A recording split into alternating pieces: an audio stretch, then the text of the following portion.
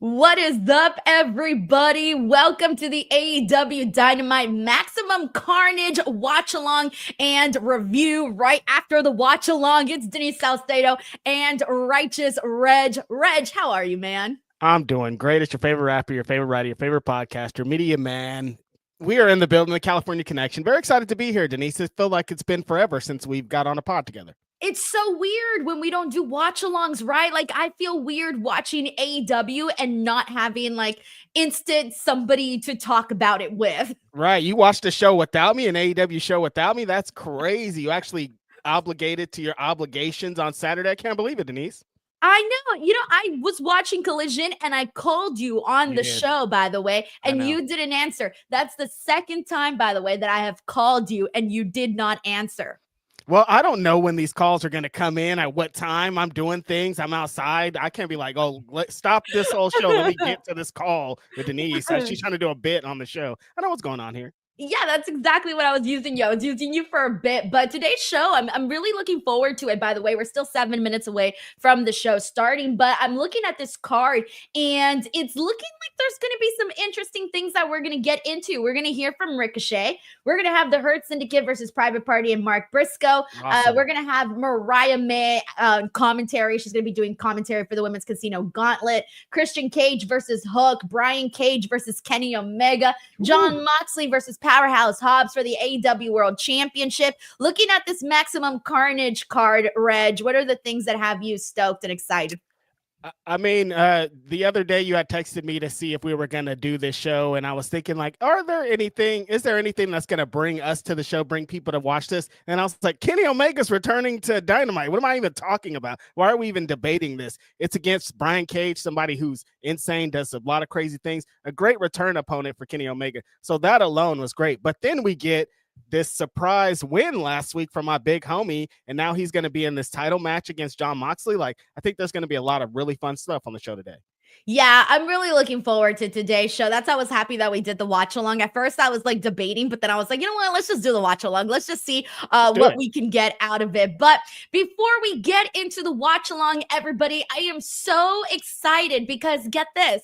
We got a brand new sponsor here on the channel. Please give some love to Aura. So many websites require you to input your information. You can lose track of who has your data and who they might be sharing it with. On top of that, my phone is constantly getting spam calls and text messages.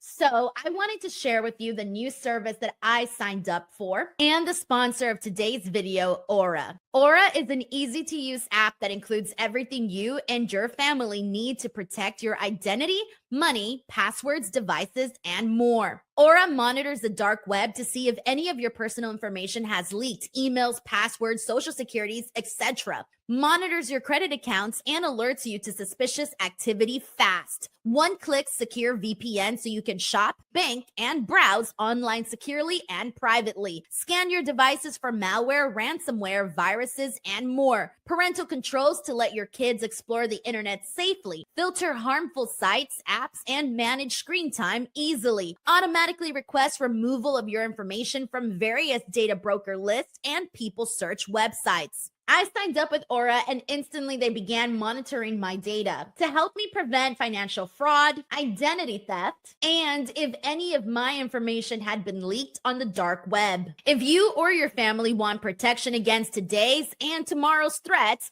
Aura will work on your behalf. Stop leaving yourself vulnerable to data breaches. Go to my sponsor, aura.com/Denise Salcedo to get a 14-day free trial and see if any of your data has been exposed. I have also included the link in the description box below. Thank you so much to Aura for sponsoring this video. I have Aura now on my desktop, and let me tell you, it's been kind of cool just to like pop it in, turn on the VPN whenever I want to like browse securely. They've been helping me out with my passwords, so now I just click and it inserts my passwords for things. So that's been really nice. And Reg, the second I signed up, I put in my information and all of these things like started popping up. And it was kind of cool because I was able to find out like, hey, has anybody stolen my information? Am I on the dark web? So I'm okay. I'm good right now. And then there's like, they were sending requests on my behalf to get me off of mailing lists so that I don't get junk mail anymore. So that was really, really nice. So anyways, guys, please give some love to Aura, our brand new sponsor. And like I mentioned in the video, the link is in the description box below. Reg, we are 3 minutes away from Dynamite beginning. 3 minutes away. Let me give some shout outs too. What's up, Reg? I started the show already on Max. Shout out to Max at AEW, and they just have the crowd. They're showing the crowd. Last week, did they start with the crowd and doing this thing? I don't remember that. They did. They were just showing shots of everybody like cheering and laughing and doing whatever. That was definitely something that I noticed on last week's show. We got our first little chat here. This is from a DWO member, Wrestling and Sports. Thank you so much for coming in and hanging out with us. Says, hope we see Sky Blue in the Casino Gauntlet. Well, she's injured, but have you heard anything about like her progress? I forgot that she was injured. I was like, I thought she's been back, but she is injured, and that wasn't that long ago that we saw her on crutches. So I don't know if she's primed to be back at the moment, but that would be a really cool surprise entrance in there. Yeah, it would, but something tells me that maybe don't expect Sky Blue because it feels like it wasn't that long ago since she's gotten hurt. Maybe like a couple months ago. Right. What was that time? She was on one of the pay-per-views and she came out and she was still on crutches. That wasn't that long ago. Yeah, she got jumped, right? Mm-hmm. I feel like I was at that show. Were you at that show? No. Was I at that show? I don't know. I feel like we watched it. That's what I'm saying. Like, I remember. I just don't remember if I saw it in person. Maybe it was Full Gear? I don't know. I felt like it was All Out. Was it not All Out? Like the pre-show? That was kind of a while ago. See, okay, it was All In. Someone says it was All okay, that's a while. Maybe she is All In. Was it All In? I don't remember, dude. No, I don't think it was All In. I think it was All Out. Yeah. Oh my God, we're so messed up. I don't think it was All In. I think it was All Out. I feel like it was All Out because I was there. Yes, I was there for that. You were there. Yeah, that's what I thought to myself. I felt like I was there. Yeah. Oh, because it was in Chicago, so that's why they would have Sky Blue because she's from Chicago. Yes, that's why I was trying to remember because I knew I'd seen it. Like my memory of it was not the TV memory; it was the in-person memory. You're like, I remember seeing this with my eyes. Where were my eyes at? Yeah, the question is, where were my eyes? Where were my eyes? Oh, that's wild. All right, guys, we are 1 minute away from the show starting. As soon as we get going, I'm gonna have all of the audio rolling for everybody here, and it'll be a good time. About this. Have you poked around and watched any of the shows on Max? Yeah, I've watched a couple of like the first episodes of AEW, and the difference, Denise, is insane. Like from what we're gonna watch today and what they used to be is insane. Like the first show has like Brandon Cutler versus MJF, and I'm like, you would never see that match on Dynamite these days. And there's like Marco Stunt, and like it's just so different than what it is now, you know? Yeah, I can imagine. All right, I think the show's about to start. Hold the phone for a second while I get this audio situation going. Dynamite, baby. All right, here we go. Dynamite is on. Let me know. These smaller venues look so much better. Yeah, they are. They look good. Oh, this is definitely a different venue. It looks so different. Oh, Taz is back. For those in the chat, let me know if you guys can hear AEW as well as myself and Reg. You guys should be able to hear us in a nice fashion, balanced fashion. Mm-hmm.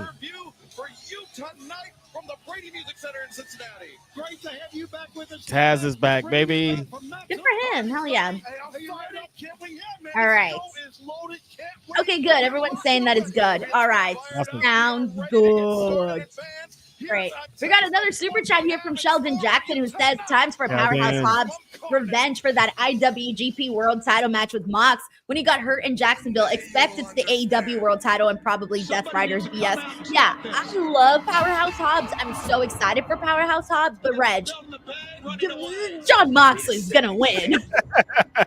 They're in Cincinnati, Denise. Like, this would be the miracle upon miracles if my big homie pulled it out. But I think, like we talked about last week, Denise, it's so much more important just him getting the shot. And I was talking to the big homie. Shout out to the big homie this week. I was like, dude, every social media app that I go on, everyone is like, we want Hobbs. Like, Twitter saying it, Blue Sky. On Reddit, there's threads of people being like, that'd be so great if Powerhouse Hobbs wins. So just that in itself is a win, I feel. Yeah, and I think part of the reason why we are seeing, I think this might be a little bit too loud. Hold on 1 second. I'm gonna lower it just a tad. Okay. So I think part of the reason, though, that people want to see Hobbs win is just because they don't really like the Death Riders or Jon Moxley, where it's almost like they're sort of waiting for just anybody to come in and take the title off of him. But they haven't built a Powerhouse Hobbs just came back. He just came back. If this was like a string of a bunch of victories for Hobbs and he, was going into this match with a lot of that, then I would say, yeah, there's a total big chance that we're going to see Hobbs win. But we know that's not what this match is because we know that's not the story that we've been seeing right now for Hobbs. He just came back. And AEW just doesn't tell stories like that. Like, they don't do any like flash wins or surprises like that. They build up their next champions. They build up their thing. So it's only what they've told us is why we don't believe it. But Denise, you never know. We could have a surprise of the century today. Cross your little fingers, you guys. Look, if AEW were to surprise us, Will, and be like, you know what, we're going to do something we've never done before and just go with a brand new champion out of the blue, I would be really happy. Of course, I'd have some questions as to why they didn't book Hobbs a little bit, maybe wait a second a little bit longer till they went with it. But that's just kind of, we're starting off with Brian Cage and Kenny Omega. What? I was like, Denise is going to get distracted pretty soon. And then, like, she looks down and then she's like, wait, hold on a minute. Wait, when did Brian Cage get facial hair? What? You haven't seen Brian Cage in that long? No. When did he get facial hair? I'm like, he'd be on Collision. Did you see him on Collision? Was he on this week's show? He's had facial hair for like some time now. No. Yeah, for months it feels like. He looks like a totally different person. Yeah, he does. Wow. He might as well be a new wrestler. Wow. Yeah, see, these smaller venues, I know whatever perception, they look so much better. This looks way better than what we've been seeing. Sorry, I'm not over the facial hair here. I'm still processing. That's him, Denise. Is it him? I'm starting to think this is somebody else. This is not Brian Cage, okay? That's Brian Cage, BC. This is Brian Page. No, it isn't. Thank you so much, Sheldon, for the super chat. Here we go, Kenny. Someone says, Luis here says it looks like a fight pit. Mm-hmm. There we go. But I can't wait, though, for AEW to kind of go back to those bigger venues and actually sell them out. I mean, that's a different story for a different day. But if this is what we're doing now, I'm liking it, Right. I want them to sell out 10,000. That'd be amazing. But, for now, I like this. And this is the way you get back to those big venues. You put this full on TV. Yeah. I think Tony Khan did an interview today and he had said, Kenny Omega has done so much business for us. And I'm like, yeah, no shit. Of course. Kenny Omega is the guy to do this business for them. We missed him all in 2024, guys. It is great to have him back. But I'm going to tell you, Brian Cage is looking to make See, look, I know you said it looks better, Reg, but there's 3 levels of people there. I thought it was only 2 levels. No, it's high. It's 3 levels. Okay, that's look nice. at that. The only thing I don't love, though, is that really small baby ramp of a stage. This looks like so babyish. No, it does not. It's a cool ramp. It's a cool stage. What do you mean? They can do moves on it. See, Kenny Omega took 3 steps and he was in the ring. It's not about the ring entrance, Denise. It's about the in-ring. Watch this right now. I'm just saying. But no, it does look cool, though. It just looks, I do want to see AEW back at those bigger venues, though. Well, yeah. With lots of people. Of course. Yeah, Kenny, you mentioned, or Tony, you mentioned the fact that Kenny Omega out of action. Kenny with the punches on Brian Cage. We're into this match. Kenny's back. And if you joined us in AEW in the last year, you've not seen Kenny is back. I was gonna make a joke. Did you notice something about Brian Cage? Did I notice something about Brian Cage? No? Okay. No? Then never mind. Then I won't say what I noticed. What is If it? you didn't notice it, then other people didn't notice it either. What is it, Denise? Something sexual? No, why would it be something I sexual, don't know. Reg? You're saying it like that, like it's a secret. You're like, did you notice No. anything? Like, No. what are you talking about? Like his new tights are showing something? What is it? No. His tan does look good, by the way. I agree with Armand. He points out his tan. Brian Cage struck Kenny Omega in the abdomen. He's had Brian Cage's. the diverticulitis, more than a few feet of his intestine removed, and Cage honed in on that. I like that Kenny Omega's first opponent back in AEW is Brian Cage. Like, hey, you're back. Come try to take down the biggest guy that we have on the show in terms of like meats, you know? A fool that's going to be doing flips. Like, this is a test. Yeah.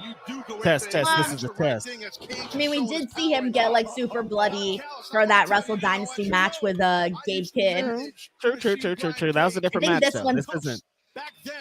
Yeah, this one's gonna be an easier matchup, Reg. Well, yeah. But this one won't have like plunder. Like this is a straight up match. That's the difference, you know. Yeah. But I feel you. I hear you. New Japan versus this TV match. Oh, you can hear that. Oh yay! That Don Callis chants are still alive and well. Mm-hmm. With that front chancery, but Cage too powerful, just hoisting Omega up and over his head. Now Cage starting in the corner once again. Boom. Brian Cage is so big and so strong. We haven't even scratched the surface, and he's taking it all tonight on Kenny Omega. Watch that stomach. Oh, you know that they're gonna like for the next several Kenny Omega matches, everyone's gonna be targeting his midsection. Oh, bit of a stumble there, but he stumbled. He's never stumbled. Oh, damn, power bomb. Okay, Hurricane Rana. Even when Kenny Omega stumbles, it doesn't look like any other wrestler stumble. His stumble No, it's looks way good, different. right? Mhm. He's got a fancy stumble. It's what happens when you're an excellent wrestler. Yeah, if you and I stumble, let's have it look like Kenny Omega stumble. Right. If I would have stumbled, the match would have been over. I'm like, all right, you guys, cut this out. Inoki would have came out with a big chair. It's crazy. Oh, another big guy, Lance Archer. Oh, big boot. I always forget Lance Archer is there until he actually appears. Is that a good thing or a bad thing? I don't think that's a good thing. But would you like, because I hear people say that a lot, but would you like make Lance Archer champion? Like, I don't understand.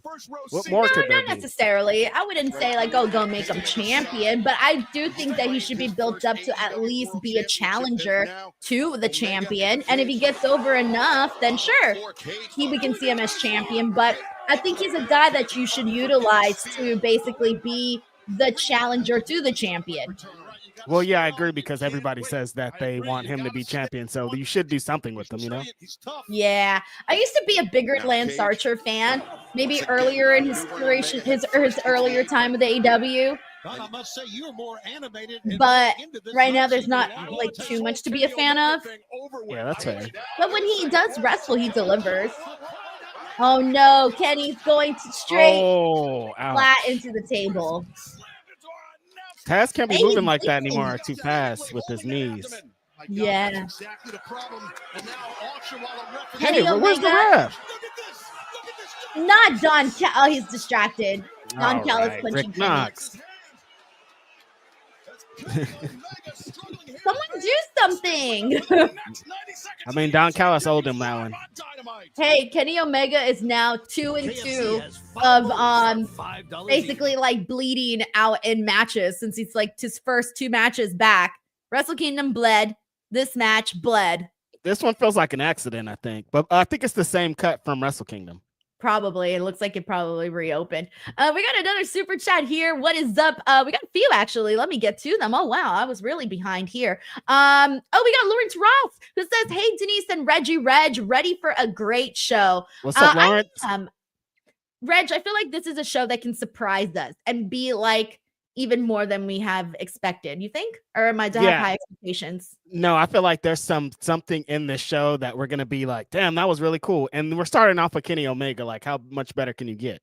Yeah. We got Sheldon Jackson here who says, AEW heard me about the pyro from Saturday on your Collision watch along. We want pyro. They didn't have pyro? We want pyro. I don't know. We're always talking about how we want pyro on shows. Pyro's expensive. Oh my gosh. If anybody has the money to buy pyro, it's Tony Khan. You think you're just going to be out here willy-nilly spending money on sparklers? Yes. When you got that kind of money, you better be spending it willy-nilly. No, you should not. You need to conserve that money. Reg, invest in your product. Like poor people, okay? All right? You got to think like Tony Khan money. Different tax brackets. I hear you. I see you. If Pyro's what's going to bring them in, Pyro's going to bring them in. But the issue is like what we're talking about earlier. Smaller venues, you can't have some in some of these places, you know? Yeah, because some of these, they be getting, you don't want to risk it, you know? Right. You don't want to risk it. Sheldon Jackson, thank you so much for the super chat. We got Luis Arturo Mendez who says, watching this episode of Dynamite on Max right now feels like I'm watching a pay-per-view. Oh, that's good. I'm glad that you got that vibe going on. And honestly, the biggest difference is Kenny Omega's on the show. Exactly. And the brand new Brian Cage. BC, brand new Brian Cage. BNBC. What was it that was different about him earlier, Denise? Oh, I'm not going to mention it. I'm keeping it to myself. We're on a show. We share here. I don't want to share. I don't want to share. We're friends who share on our show that we're on right now. I want to share. It's mean. That's why I didn't want to say it. Wow. What did Brian Cage ever do to you? Nothing. There. Forget it, right? California boys, too. I can't believe you do a California guy like that. I like Brian Cage. So why would you think that of him? In Omega, he is just trying. Don't do that you don't even know what I thought. You don't even know what I thought. Don't do that to BNBC. You'll never know. I'm taking it to the grave with me. No one will ever know. And now Omega, the hammer throw on the ramp. Reverse. Nope. Please don't do this. Once again, but Cage is bad here for Kenny. Oh, awesome bomb. Lands hard. Callous. He's like, high five. Thank you so much, Luis Arturo Mendez. Oh no. The Excalibur can't call it what he usually calls it. Reg. I was gonna say he's sporting the John Cena. See, you can't say it out loud. I understand why you weren't saying it, because when you say it, right. Then it's That's why I wasn't saying it. But I was gonna say, Brian Cage has the John Cena.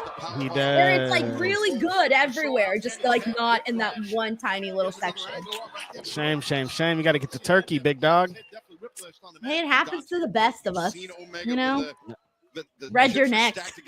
Don't say that, Denise. Don't put that on me. Don't put that bad juju on me. I don't deserve this. I don't want this. I told you it doesn't matter. I'm wearing the beanie for a reason, so I can still come on. No, are you really? I'm gonna have the beanie attached to dreads, no matter. So when I lose it, you'll never know.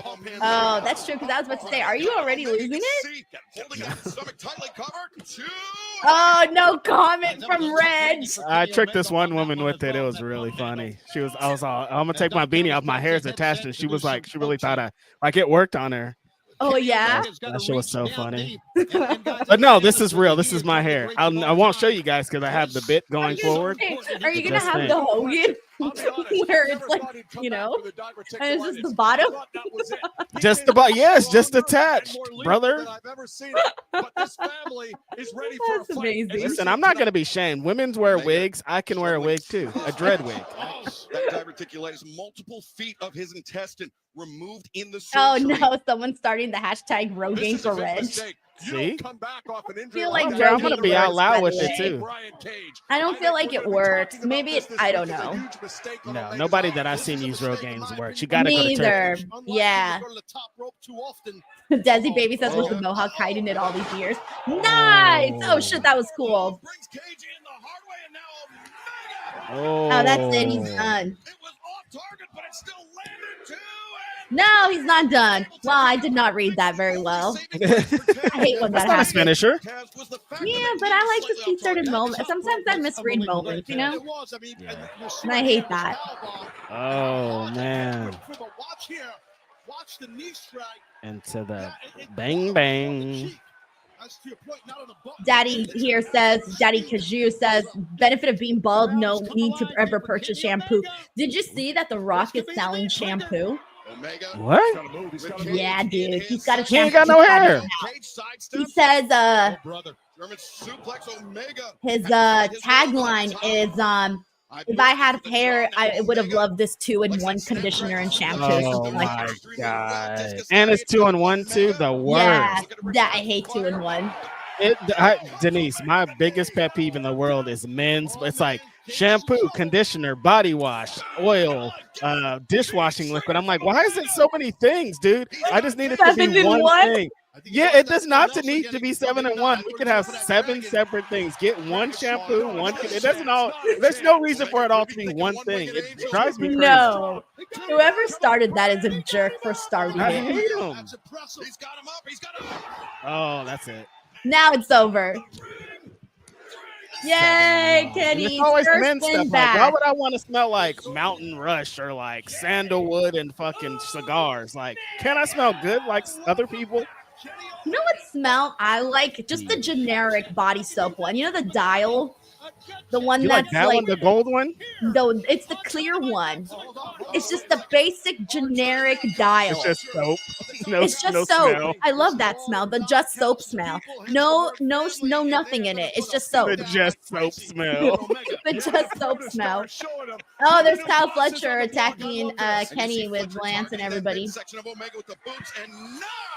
Oh no, right Okay, to the stomach. Will's got to come out and help out him. Kenny here. Will Washington? Yeah, that's it.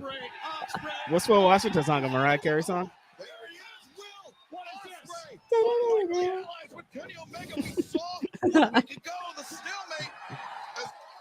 You just hear, Watch out. hey, lover, come rescue me. Right, yeah, then he runs down with Washington. Oh.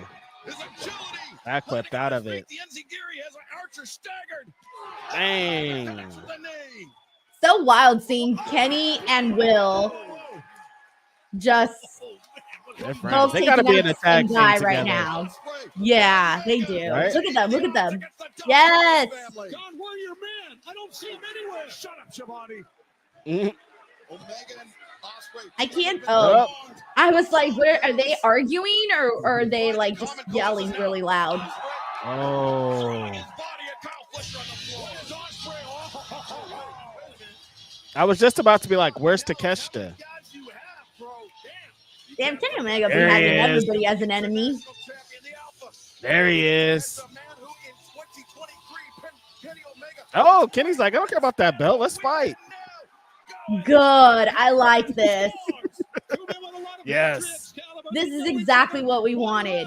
Takeshita, Kenny, Oh, Will in the no. background, Kyle in the Oh. background. Yo, this match right here, Denise, Takeshita and Fletcher versus Osprey and Omega. Yeah. Crazy. This is sick. Once again, fighting valiantly, but Fletcher the shortcut, the thumbs in the eyes. Boom!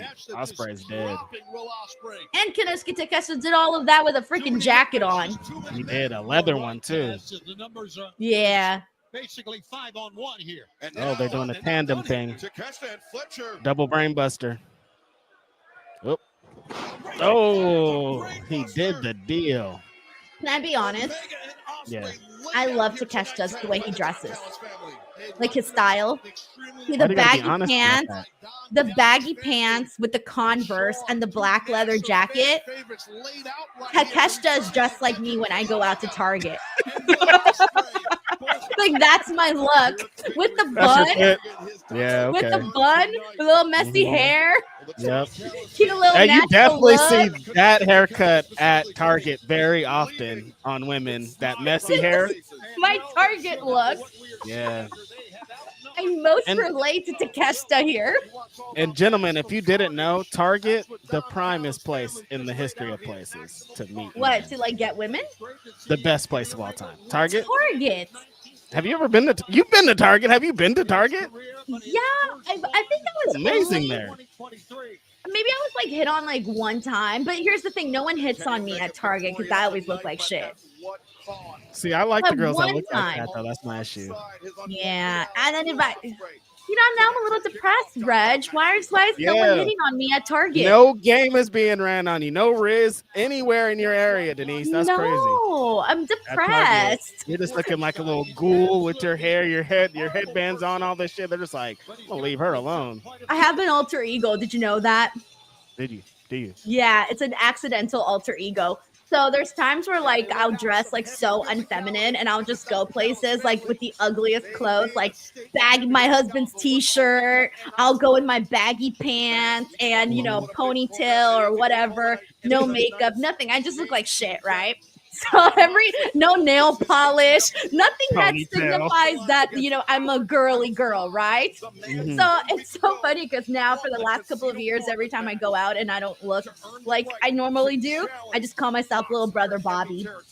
Little Brother Bobby. So the way that this happened was one time I was walking with my husband, and again, I did not look at all feminine. And I told him, I was like, bro, if someone saw me, no one would know I was your wife. Like, they would think I'm your little brother Bobby. And so now little brother Bobby's stuck. Every time I'm not dressed up, it's like little brother Bobby's here. They would think I'm your little brother Bobby is really funny. If you would have seen us that one day where I came up with it, you would have literally thought I was his little brother. Little brother Bobby, dude, I'm dead. That's my alter ego. I'm not just adept at managing the affairs of the Hurt Syndicate. I am an expert in managing how much oxygen you can breathe. Okay. For the first time in 2.5 years, MVP's taking off the suit and lacing up the boots. Oh yeah, because he's wrestling on that 60 man. Mm-hmm. Right now. Yeah. Wow.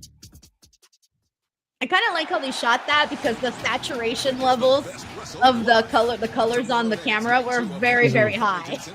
Very, very high. All right. Now Denise is all of a sudden a fucking camera film art major over here. I edit my own stuff on video and on images. I work with saturation. I mean, I'm not an expert, but I've been putting that thing up bright. That's how I know.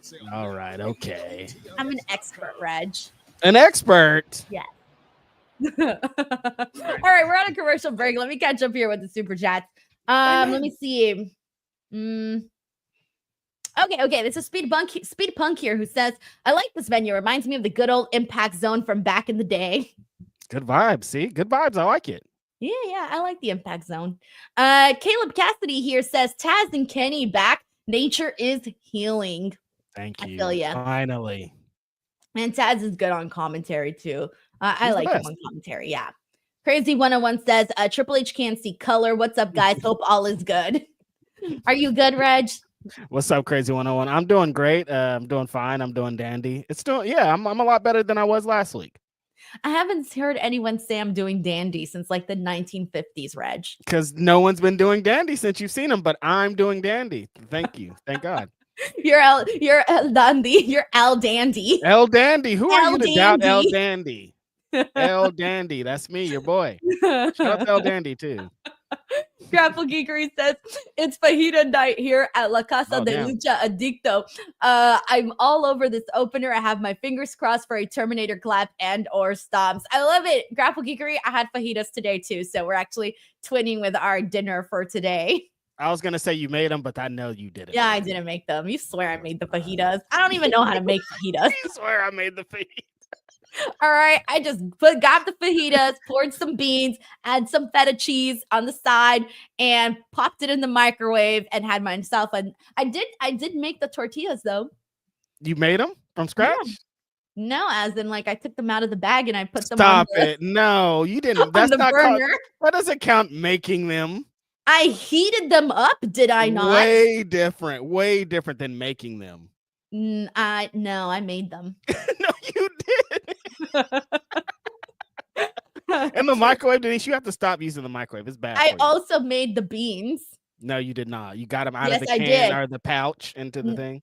I bought them pre-made, but I added feta cheese on top of them. So I made them. No, you did not. You garnished them. Big difference. Thank you so much, Grapple Geekery. Terrence Johnson says, here, your nickname, Righteous the Slacker Reg. I mean, running from the grind. Yeah. I wasn't booked. Nobody got told me that there was a show on Saturday. You knew, Reg. I told you I was going to be doing a Collision watch along. And to you in that. Infamous Raider Loco DW, a member for 19 months, says, what's up, Cali Connection? And Denise means bald spot. Let Brian Cage live out here, you guys. Why can't he just have live his truth with this little spot? With his little spot. Oh, that's so with his sad. Little spot. Why we gotta call it that? His little spot. Listen, the game is the game, and it's gonna, like Denise said, it happens to everybody. It's gonna happen to you. So I'm not holding any judgment. Infamous Raider Local, thank you so much. Dynamite tonight right here in Cincinnati, in the heart Where they of the go. Bluegrass State. But you're gonna enjoy yourselves even more this Saturday on Collision as we get ready for one of the biggest, most anticipated matches in Collision history. It's going to be the learning tree. Shut up. Jon Moxley's Death Riders. Oh, he's rubbing it in. FTR, He's trolling, yep. And Powerhouse Hobbs. Mm-hmm. That's a dozen mother. Yeah, he's trolling. For anyone who missed it on social media when they announced the 6-man match, or not even 6-man, it's like, what is it, like 12 or 10 man. Is it 10 or 12? It's a bunch of fucking people are in it. Everyone was like completely crapping all over it. All over it. And Harwood is no good. Good luck. What you got for Cash Wheeler? Wheeler is a kneeler. Get it? Like he's kneeling at the feet of the King of New York? Sick burn, LT. And everyone's been asking, why would Moxley and Jericho? That was pretty good, together? Denise. How can they possibly get along? Well, I'll say this. Mox, I've known you for a long time. And I can guarantee that we're going to be on the same page. Right? That's it. Another New York Minute. Thanks, guys. When he said kneeler, I completely just took it a I thought totally of some different direction. way. I was like, kneeler? Yeah, there it is. 12-man tag team match. Oh, yeah. Yeah. 12 When men. I heard kneeler, Denise, I was like, that's crazy. That's what I was thinking too. I thought like kneeler, kneel. Yep. Kneeler. Kneel to me. Yeah. Yeah, totally different from what I was expecting. She's a kneeler, but she's a kneeler, dog. Jeez, that's You know what? I'm just gonna not say anything. I don't even know anymore what that was. Oh, she's a kneeler. It's so bad. She's so a runner. She's a bad. track star. She's a kneeler. By the way, happy birthday to Paul Morales. He says just here for a shameless birthday shout out. Man, happy birthday. I really, really hope that you have a nice one. May all your birthday wishes come true. Party it up, bro. Party it up. Happy birthday to the homie Paul. Appreciate you being here on your birthday, even for a little bit amount of time. Very dope, and I hope that you're having a good one. Hell yeah. We got John Taylor here who says about to board a plane, but Reg got a smoke, so I offered my weekly 188 Reg for Kush donation. Probably not tax deductible. Definitely not. Don't tell nobody about this. Don't show nobody this. Appreciate you, Don.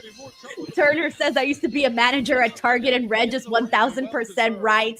God. Christopher probably saw a Target bunch of romances begin. Target is crazy. I go in there real quick. I went to go get some cleaning stuff last week, and I was like, I'm about to get married up in here. It's crazy. Ladies walking by with their little shopping carts. I'm like, hello, hi, nice to meet you, lady. Wow. I'm really depressed now. I'm going to get dolled up and go to Target and see if anyone hits on me. Nah, nobody got time for that. Watch. I'm even going to move out of the way, little brother Bobby. Do a whole science experiment. Christopher, thank you so much for the super chat. It's so funny. All right, I'll continue the rest in the next break. Karen Sullivan says Denise hit the Ricochet laugh. Did I really? Did you? I don't know. Is that what he said? Go home. What's Ricochet got to say? Remember, this is where Ricochet didn't shine, and now we're all excited to hear what he has to say. Yeah, he feels Seriously. disrespected. I'm not quite sure what he expected, though. Right. What a transformation for Trevor. I'm sorry, but he looks like a teacher. I can't unsee it. Pretty good. I mean, first the disrespect from Swerve Strickland. What is he going to do? Go out into the crowd and stab those people with scissors? Oh, I hope not. Come on. He's taking his time. I know. That'd be pretty happy. If he stabbed one of the announcers, it'd be fine. Imagine he forgot his promo. He's That trying would be to remember so it right now. horrible. It's like, man, I need to buy some time. I hope they boo me. Hey, it happens, bro. It happened to me one time when I forgot my acting monologue. I straight up forgot all the words, and I just stood there. Oh, And I was no. like, oh. What happened?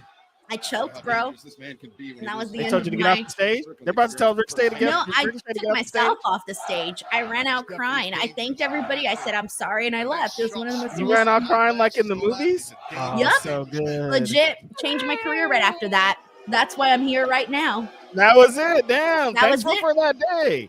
Yep. Well, I'm not so sure he's going A year and a half of studying acting, and finally I was like, I don't got it. I choked and I left. You know what? You know what? It's okay. That's how it's gonna be. Listen, a picture is worth 1,000 words. Why are we getting this camera shot of Ricochet? Right in Ricochet's grill. Yeah, it's hard to look at. Ricochet was literally like this. It was all the way in there, huh? Picture's worth 1,000 words. Look at my forehead. Oh, there's Swerve coming from behind. No, that's Nana. Oh, it's Nana.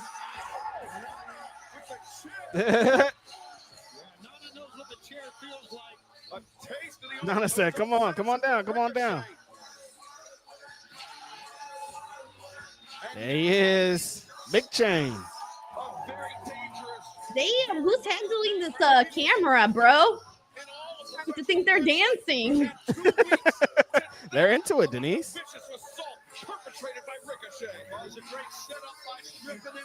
I like those leather pants. Those are pretty cool. I wonder if Swerve does like the charity donation after he's done with his clothes. Like he might be one of those wear clothes one time and then that's it. And like he could donate those to me, right? Yeah. That's pretty reasonable. Sure. Get yourself some leather pants, Reg. I need those leather pants, Denise. Get those leather pants, Takeshita's leather jacket. And you're I can't rolling. do the double leather. Not the double leather. You're going to be sweating bullets. Exactly. Not in Cali. Wait, what? They Are went they to the going to fight snow? on the streets? If they are, I'm going to get so freaking Aw. That's it. I was so excited. I thought they were going to go fight on the street. I was ready for it. This isn't street fighting. Oh, wait. They shot back to him. Where's Ricochet? He ran out the door. That's why the Swerve was outside. I couldn't see Ricochet running out. I was like, where is he? Did they even show that? Yeah, they did. Bro, there was like no, I couldn't see like what the fuck's happening. I just saw Swerve open a door and that was it. He was looking for Ricochet. Okay, that's what I was confused about. Day in the life of the CEO. I thought they were gonna go fight on the street, Reg. Ridiculous. I got excited. Oh yeah, she was on the Sherry show with all her belts. So proud of who you are and what you have accomplished. That is pretty dope. Okay. Of my life. I love it. Good. Anytime you're in town, I'm gonna be there screaming and hollering, girl. That's so cool. Then we shop. Then we train. It's a new year in the CEO. Stop showing red on these things if you're not gonna put them on TV. You're making me mad. Put Amazing Red on TV. That's her friend. Sorry, you guys. Well, let's go.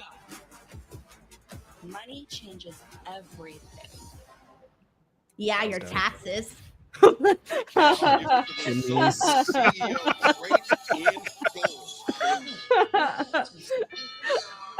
quickly, let me catch up on some of these super chats in the meantime. Thank you so much to Pancho Pantera for sending in the super sticker. That was very generous of you. Thank you, and I hope you're having a good time watching Dynamite.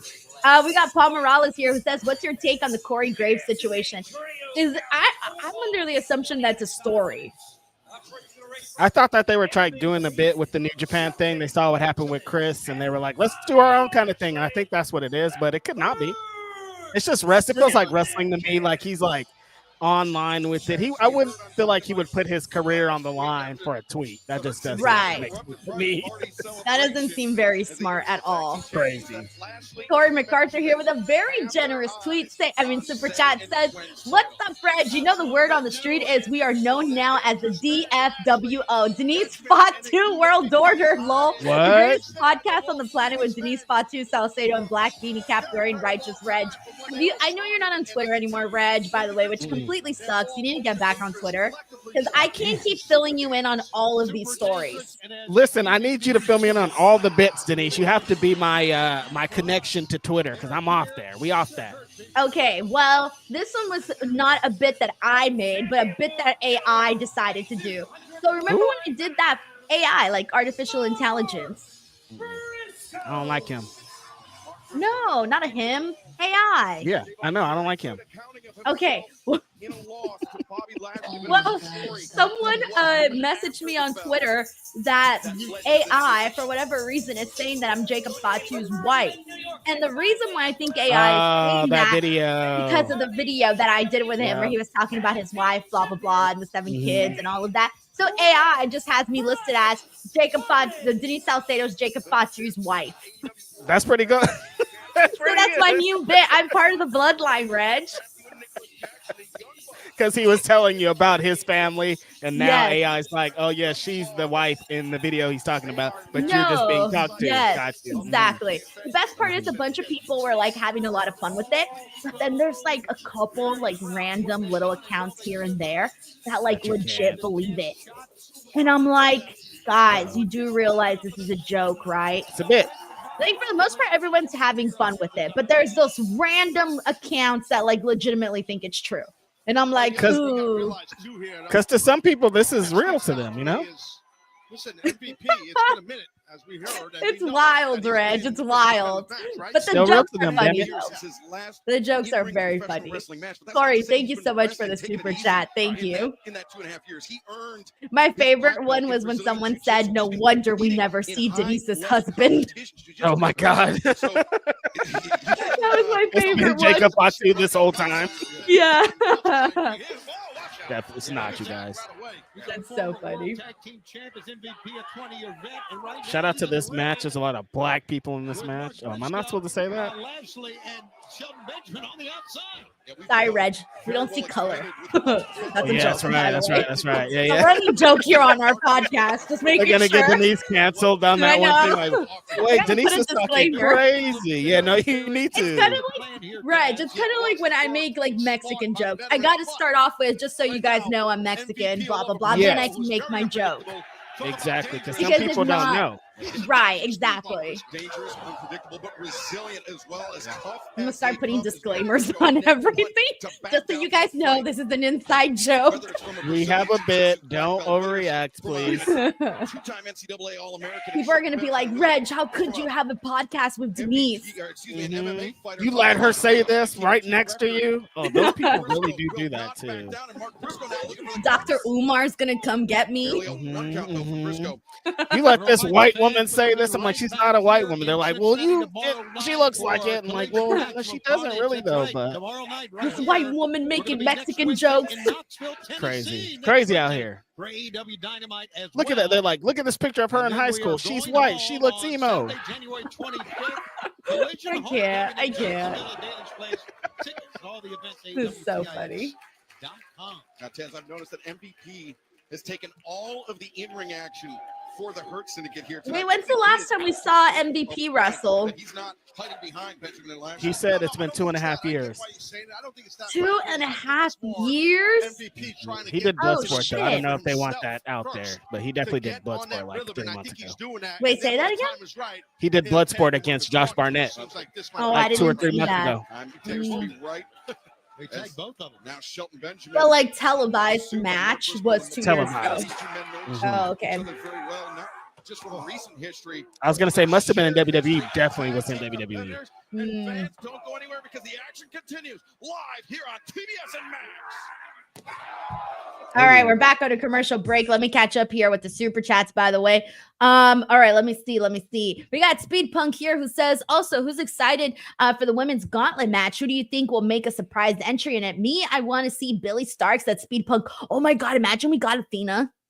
That's what I was gonna say. I'm like, if we're doing one surprise entry, Athena's definitely mine's far and away. I don't want to debate anybody. That's who I want it to be, but I still feel like they're not gonna do it. Denise, why they keep doing this? And they haven't announced anybody yet, right? No, I don't think any, just the person who won last week, Statlander. That's the only one. Ooh, I hope Willow's in it. She's got to be in it, right? I would think since the match last week was her, Tony, and Chris, that all 3 of those women are going to be a part of the match. So I figure she'd be in this. You think Sheeta's in town? Sheeta's a good one too. She should be, like, if they're trying to get all the, like how last week's match was, like at one point it was some of the best top guys in AEW. If they're going to do that same thing with the women, then they definitely have to have Sheeta, Thunder Rosa, Willow, like these people. So I'm excited to see who's in this. Athena. Yeah, me too. I hope they really go all out, especially because it's the first women's gauntlet that they've done, right? I think this is the first ever one. Yeah, it feels like the first ever one. And I love AEW's gauntlet matches. Like the way that they do it is just so much more fun than like your traditional gauntlet match. So I'm really looking forward to this match. Thank you so much, Speed Punk. We got Grapple Geekery who says, in Reg's defense for skipping Collision, D Riders and Learning Tree. Look, the Big Bill match with Edge wasn't that bad in the beginning of the show, by the way. I actually had a good time with it. You said wasn't that okay? It wasn't that bad. Wasn't that bad? It wasn't that bad. Was it worth your Saturday? Yeah, because I told you I did the charity stream. I feel like that's what made it worth it, was that we were able to raise money for the wildfires. That's so awesome. Honestly, the show was sort of like the second thing in this watch along. Yeah, and I'm totally just trolling. It was fine. I watched it. But it wasn't that bad though. Honestly, like even the whole show I didn't think it was awful. My thing and my problem with AEW is we should never have it's not that bad matches ever. We have the roster, we have the best fucking roster in the world. We should never in our life see, it was okay. It wasn't that bad. I don't want to see it was okay. It wasn't that bad. Will Osprey's here. Okay, fine. It wasn't that bad. It wasn't that bad. Fine. It was fine. We shouldn't see fine matches. Will Osprey is here, Denise. Okay, I have no words then to describe Collision other than that. That's all I've got. I don't want to see it was fine. So people aren't using their Saturdays for it was fine. No, I need to be blown away. I am going to be here this Saturday, by the way, to do another Collision watch along. Good for you. See, guys, Reg is a fraud. Reg is a fraud. Why you gotta be a fraud? You're the one that's always giving me attitude, being like, Denise never watches Collision. Denise Why gotta be a fraud? She doesn't know anything. Yeah, I'm the one showing up. She's watched two collisions in a row. Now she's the queen of fucking Collision. All right. I am the queen of fucking Collision now. I'm gonna buy a fucking crown and wear it every Saturday just to spite you, Reg. Sarah says Reg is playing hooky. Tracy says fraud. Man, see? Grapple Geekery, thank you so much. Also, thank you to Business Company Network who gifted 5 DWO memberships. Let me tell you guys, awesome. February is technically because the Rumble's in February. February is the best month to be a DWO member because I do the Royal Rumble game where everybody gets a number and you win a prize. That happens to DWO. Like a So Royal if you're part of the Rumble, DWO, you get to be part of that. The swings there by MVP. By the way, we also got Lefty Brigante here who says Swerve should call him Ricochet or Ricochet. Ricochet is hell.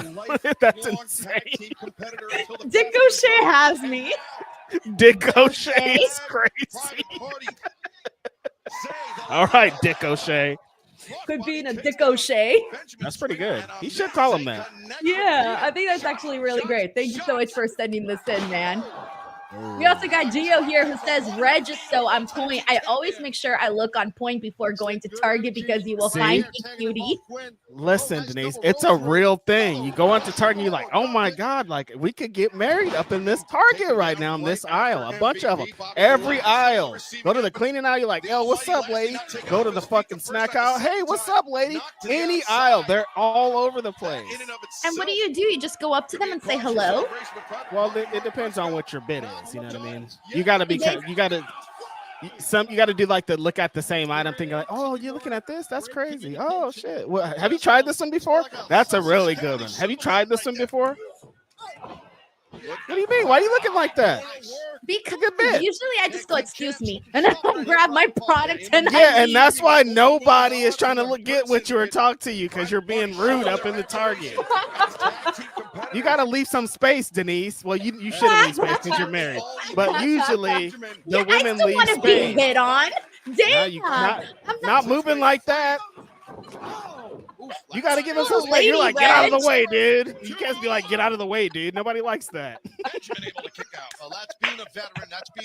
Plus, I don't make eye contact with nobody. See, Denise, you have to leave space. Like if you're giving off don't approach me energy, no one's going to approach you. That's just life. That's the energy I give off. Do not approach me.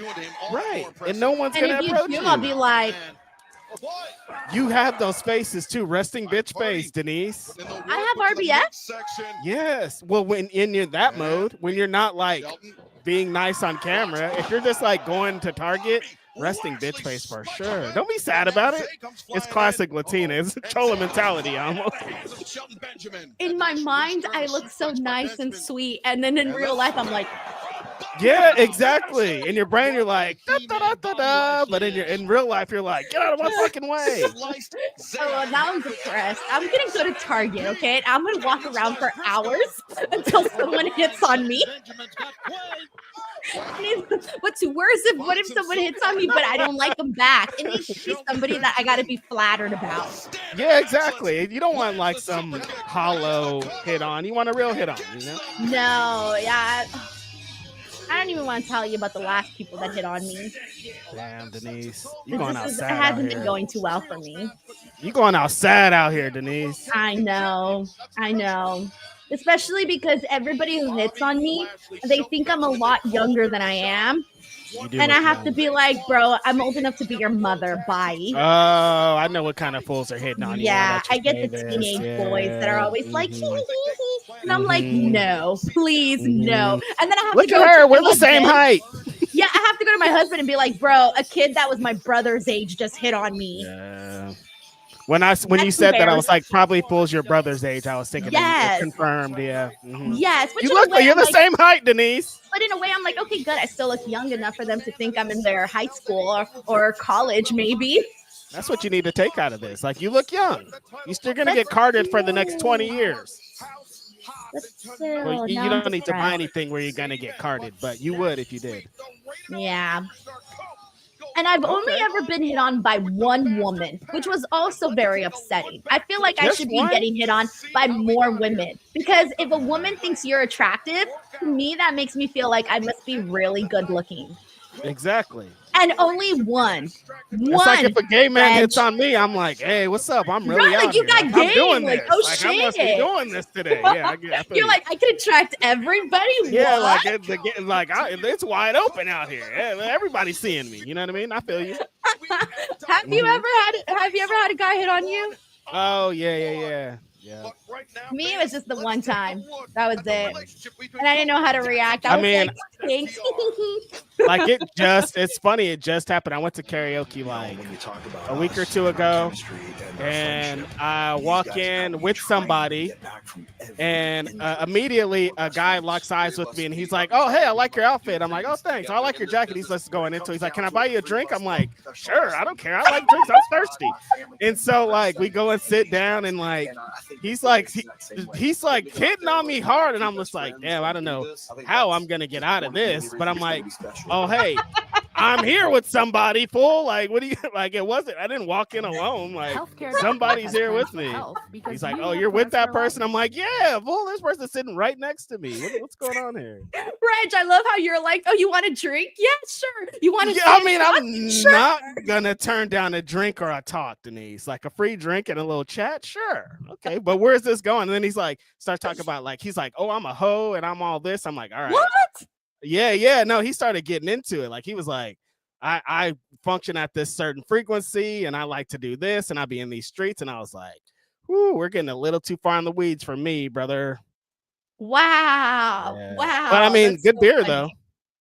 Yeah, mine was only one time at Burger King, and I wasn't expecting it either. Burger King. I was in the drive-thru. I ordered food. I was ordering food, and the girl that worked at the Burger King was starting to tell me how beautiful she thought I was, and she, was hitting on me, and I thought this must be a joke. I feel like her friends put her up to this. That's what I thought. Why would it be a joke? Because it just seems like such a random place to do it at the Burger King drive-thru while she's working. Listen, the game is the game, Denise.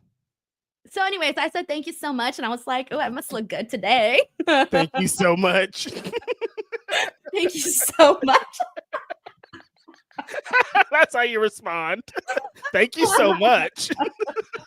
Desi Baby says, damn, he tried stealing you from your lady friend, He Reg. did, just right there. And then she was like, is he hitting on you? I'm like, yeah, I got to finish this beer, I guess. I don't know. Like, what do you want from me? Big Boy says, Reg is a snack. Listen, the game is the game. Look, I did have a real nice outfit on in my jacket. Like, I was looking good. So I was like, all right. Like, yes, I will take a beer. Oh my God, that is too fucking funny. All right. I don't discriminate. I mean, like, I'm a heterosexual person, but like, shout out to all my gay homies. I live in the Bay Area, so it's like almost impossible to not interact with somebody. So yeah, I live in LA. I don't know what to tell you guys here. Everything's happening down here. That's a fact. Go to WeHo. Woo-wee. It's going down. Oh yeah. Going down out there, my brothers. For sure. That's so funny. Neon Paradox says sometimes I don't even know what faces to make when hearing Denise's stories. Denise be on some shit, you guys. I don't know where she been at, where she get this from, but she did it. It's just my life. I don't know what to tell you. Were you gonna It's be just like my life. you were gonna do like movies?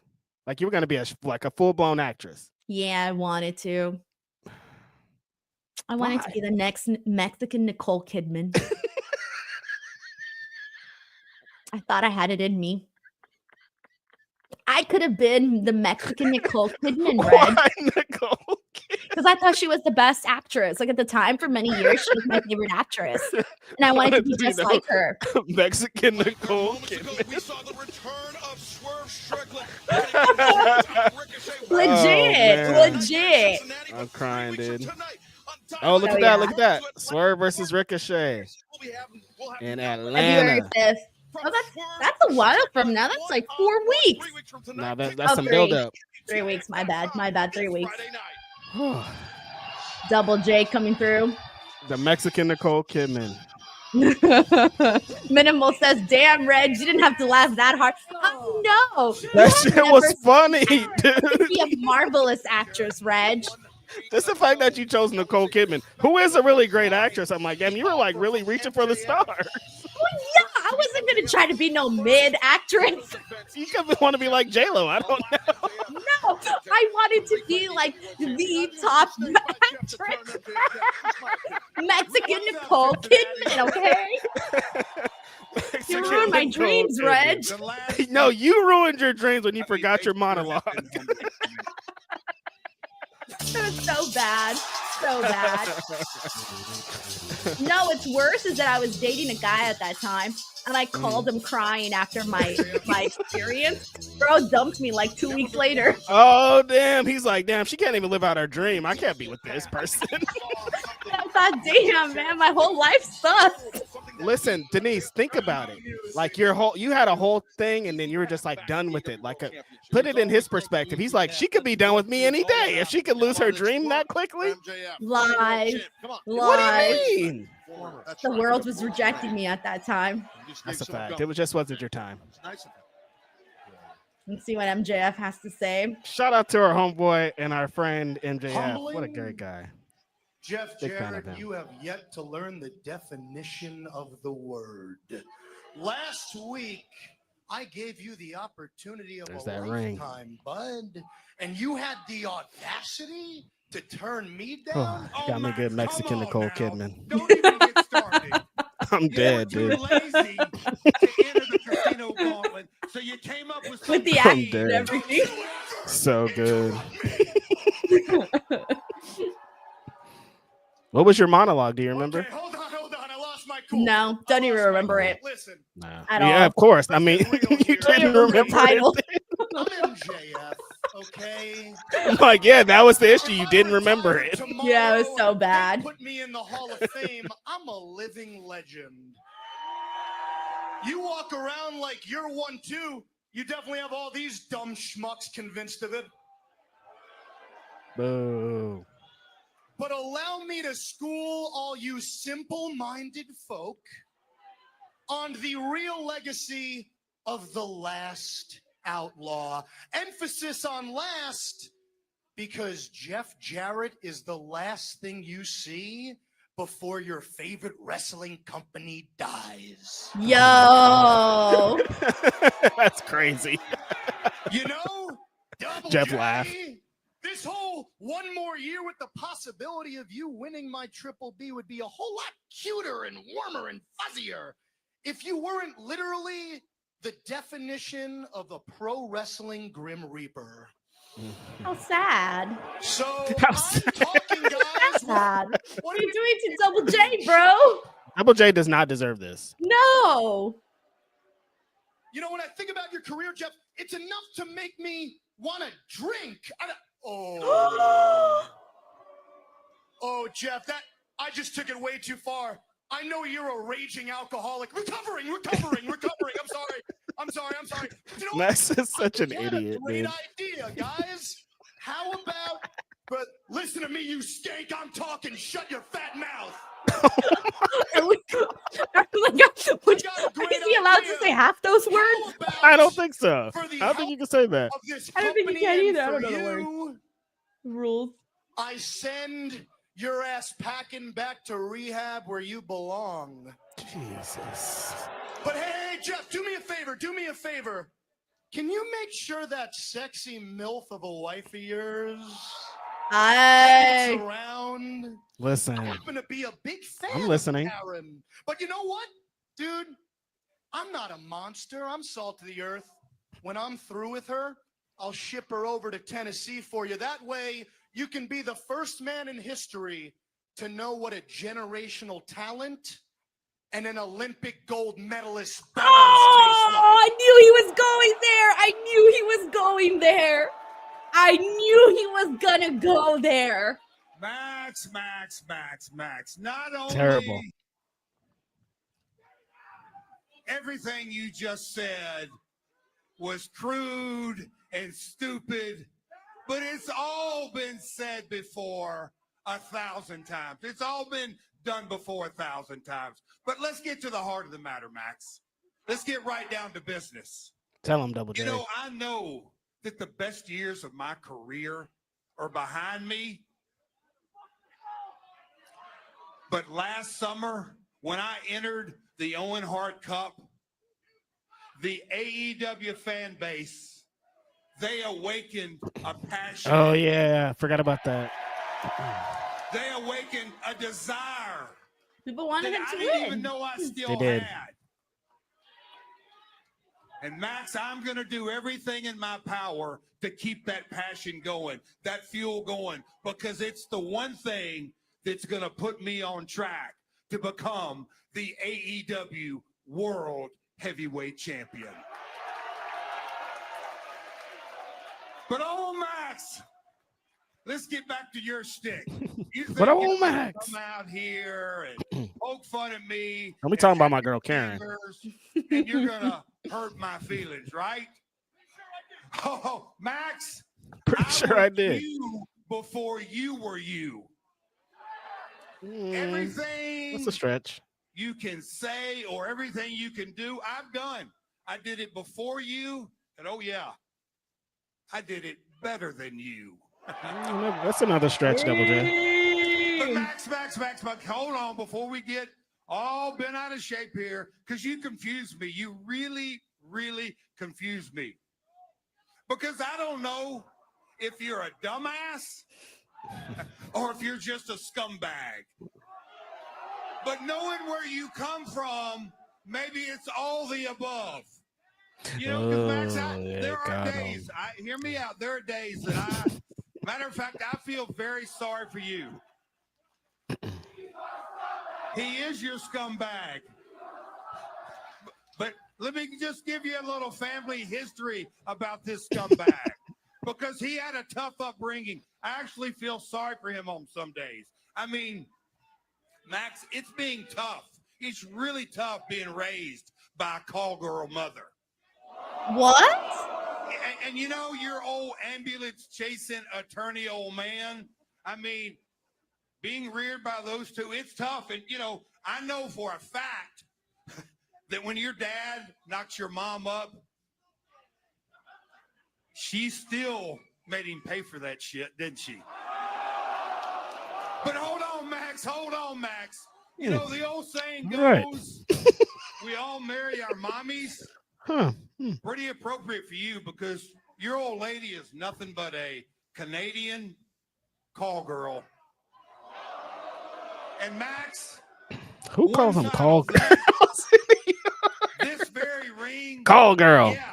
The night that you were sex worker, Double J. You were burning it up with Will Osprey. You were doing your version of 60 Minutes Through. Well, at the same time in the back parking lot, your old lady was doing her version of 60 Minutes Through with about 10 other wrestlers.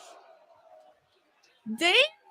Max, look at me. Yo, mama jokes coming in hard today. You need me. He's talking about his girl who we know who his girl is. I don't know if this is going to go over that well.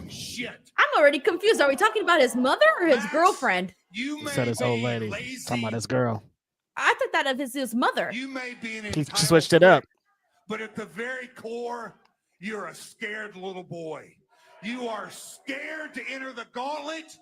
You're scared at 28 years of age. Your best years are behind you. You're scared to death of never being on top. And like I said last week, what happened here? You are scared of becoming a one-hit wonder. All right. My world. I gotta be honest with you though. Jeff Jarrett was like, "You're gonna go low. I'm gonna go low too, bro. We're both gonna go low."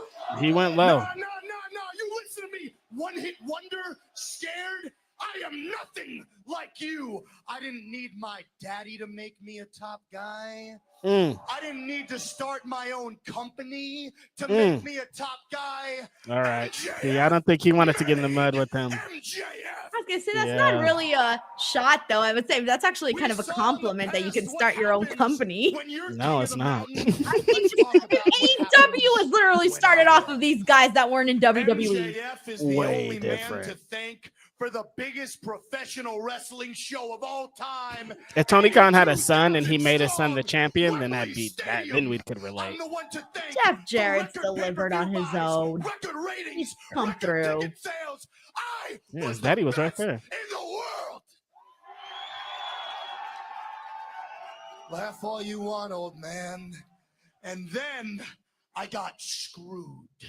I got screwed out of my championship, my name, my legacy, my reputation, dragged through the mud to this day.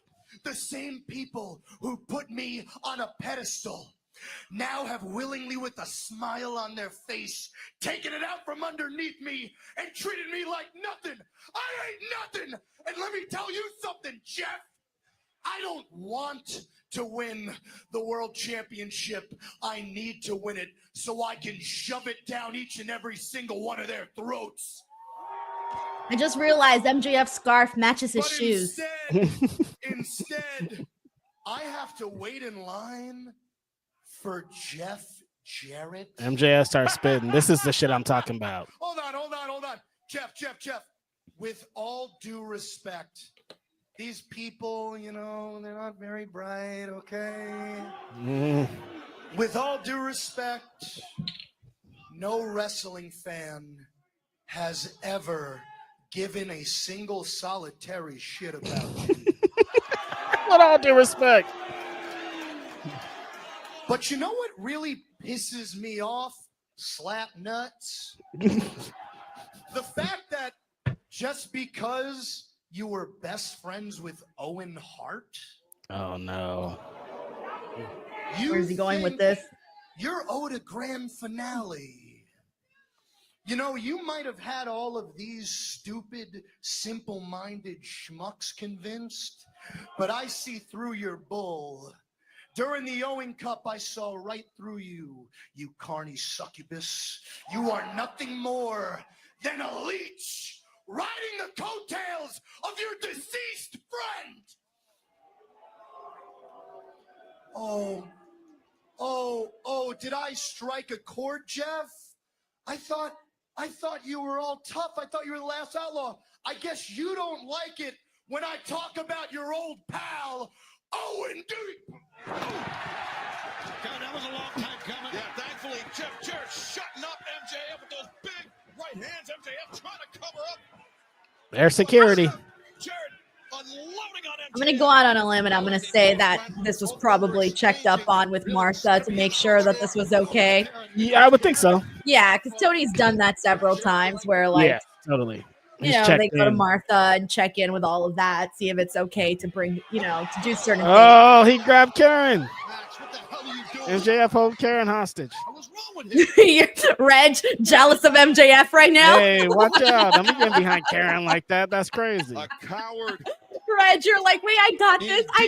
I'll take care of Karen. I'll take care of Karen. Nearly had the better of MJF here tonight. Karen's like, don't worry about it, babe.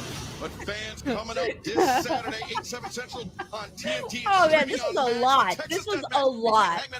That's gonna be fun to cover in a second. Let me see where I'm at here really quickly. Check out the replay of Collision on Max. And also coming up at Maximum Carnage for the Continental Championship. Okay, I already read Gio's super chat. Yeah, he was talking about Reg being on point. Always make sure he looks on point before going to Target because you will find a cutie. Thank you again to Gio. We got Crazy 101 who said Swerve, MVP, Bobby Shelton, Ricochet, Triple H could never. Sheldon Jackson says, oh yeah, have you watched Collision, Reg? Why didn't you answer Denise's call on Saturday then? Inquiring minds want to know. You're being called out, Reg. I watched it a different day. It was on lies. Monday? Don't lie to the people, Reg. It wasn't live. Just lying to the people now. It's not like you, Reg. Live, not lies. Chris Ledeck says, Kelly Connection, what's up? I'm rooting hard for Swerve tonight because this Death Rider's angle is death. Also, Reg, how about Jordan Wisely? Also, Denise, I'm in my late 30s and people think I'm like 28, which is nice. Good. That is freaking great. That's so great for everybody. Reg, keep riding those coattails. What do you think of Jordan? Oh, dude, they're doing Ishii versus Okada on Collision. Yeah. You they heard I was doing a watch along. I'm like, that's a reason to pull up right there. But shout out to Chris Ledeck. A well-earned victory for the homie Jordan Wisely. Spoiler alerts if you haven't seen the challenge. That's my favorite challenger of all time, and he really earned this one. It was a great finale. Bro, I had no idea who you guys were talking about. I thought Jordan Wisely was like a singer or something. No, he's the challenge. Damn, Karen Jarrett back-to-back with Mama Wayne. What a time. Thank you so much, Chris. Oh my God. Yeah, you're right. Karen, Shayna, and Hook. Oh, Reg's people. Hold on. No. Wait. One of these things is not like the other. Why did you add Hook in there? Oh, no, they're fighting for Reg. Shayna Why did and you Hook. add Hook in there? Oh, you know why I added Hook in there. Hook with his little cute shorts. One time he had on cute shorts. What's wrong with that? It was just one time. Yo, this is Reg's show tonight. That's crazy. Mama Wayne and Karen Jarrett, yes. Hook, no. I'm just saying, your heart was like this with Karen, your heart was like this with Shayna, and then your heart went with Hook. No, it did not explode with Hook. It did not. I mean, it was Christian Cage who said he wanted to recruit Hook to the patriarchy. He wanted to bring. I'm glad with the way they started this match, by the way. Jumped him. Yeah, they needed that for this match. Yeah, he's out of his mind. I'm not even acknowledging. Yeah, after all that, like Hook's like, I'm gonna get my hands on you. If you're gonna get your hands on him, you would jump him. Yeah, especially when we just had a pretty lengthy talking segment. Don't know how long that went, but it was quite a minute. That case that Christian Cage has, that contains the contract which Christian Cage can execute for a shot at the AEW World Championship anytime. So Jeff Jarrett went off on both his mom and his girlfriend. Yeah, he was mixing it up. It was a little too in the weeds for me. That's not going to work. No wonder I was confused. I was like, I don't know if MJF's mom is Canadian. I don't really know all the details. His girl's Canadian, that's the thing? Yeah, no, she's Canadian. That's why I was a little confused. At first, I thought that was all about his mom. And then I'm like, oh, is it about his girlfriend now? He was doing the call girls bits. I don't. Call girl. Call girl. Who calls them that anymore? Your girl's a call girl. She's a call girl. See? This is the 1930s. Your name's a call girl. A little bit more like, you know, you're not trying to make it obvious that it didn't say there was kids around. If you were gonna say, oh, sex worker or call girl, you could say call girl. The kids wouldn't know what the hell you're talking about. But then he said shit and fuck in the same promo. I think you could say sex worker. I think it'd be okay. I don't know. I don't know the rules. Call girl. That sounds like when they used to have the hotlines and you would call a girl and be like, hey, and she'd be like, hey, what are you wearing? They still got those hotlines? I have no idea. If you're using those hotlines, it's you down bad. No, it's switched to like webcam things. It's the same thing, essentially. Oh, okay. Oh, but now you get like live FaceTime with a person on webcam? Different. Like if you're calling somebody, you can't see them, no FaceTime or nothing, you're being weird. You're getting catfish. But is it just the one webcam girl with the one webcam guy, or is it one webcam girl with like 1,000 people watching her webcam? Yeah, that one. The second one. Oh, so it's not even like one-on-one webcam time? You can, but you got to pay for it. It's a lot of money. Because I'm just saying, if you call the call girl on the phone, it's like one-on-one, right? But you can't see her, though. But you can hear her, and she's specifically only speaking to you. That ain't enough. I mean, it could be. I mean, a voice could do it for people. I'd be like, oh, okay, like, hey, you're talking to me. A voice could do it for. I mean, a voice does do it for people. It's not, I mean, they were in business for such a long time. Clearly, they was working. Long time, people calling in trying to get their thing off on the phone. You guys are sick. Oh, man. We got Sleaze Boy here who says, rate my unethical booking for U.S. title for next week on Raw. Chelsea Green versus Penta like in Mexico. JB outcost Penta the match, and we know why. Rate his unethical booking, Reg. WWE would never. But if they did, rate his unethical booking. I can't. Seeing Chelsea Green get her head kicked off on Monday nights, probably not the thing. Probably not the way. Yeah. Sleaze Boy, thanks for the unethical booking super chat. We got Mike T90K who says Karen Jarrett is one hot MILF, though. Also says Jarrett's hair looks like ramen noodles. Also what? What? Fact. Mike also says MJF sweating his tan off, shaking my head. Seg went too long. Yeah, I thought that. I was like, maybe that's like blood, but it might have been at Beijing. I don't know. Either way, it could be. I did not notice that. Mike, thank you so much for a super chat. We got Will Chisholm here says, so I can blame AEW fans for why Double J is on my TV. Wait a second. Why is it our fault? How did it? It's my fault that Double J's on TV? That's crazy. Man, why is everybody so mean to Double J? We got to be nicer to Double J around here. The franchise player, Denise, he shouldn't be involved in a feud with Double J. This is his. This is all his. Why you got to be so mean to Jeff Jarrett? What did he do to you, Reg? They talked for like 15 minutes on my TV. That's what they did to me. Ryan Adams says, well, that was a waste of time. I mean, I was engaged. That's a good thing. I was listening to every word. For good reasons, though. But I like to see what's going on. Like, just because they started getting in the mud with it, that low-hanging fruit shit, and that can only go so far, you know? But I like the low-hanging fruit stuff. When it makes sense, though, and when it's good. When it's good and when it's funny, then yeah, it's great. But when like it's not, when I'm a little confused. Like what Jeff Jarrett was talking about, none of that's real. Like, that doesn't hit. Well, that's what I was confused about. I'm like, is he talking about his mother? Is he talking about his girlfriend? Who are we talking about here? We've seen MJF's mom in the crowd. His parents have been in the crowd. It like takes away from it when we know what she looks like. Like if you see her picture, you're like, okay, no, that doesn't even track.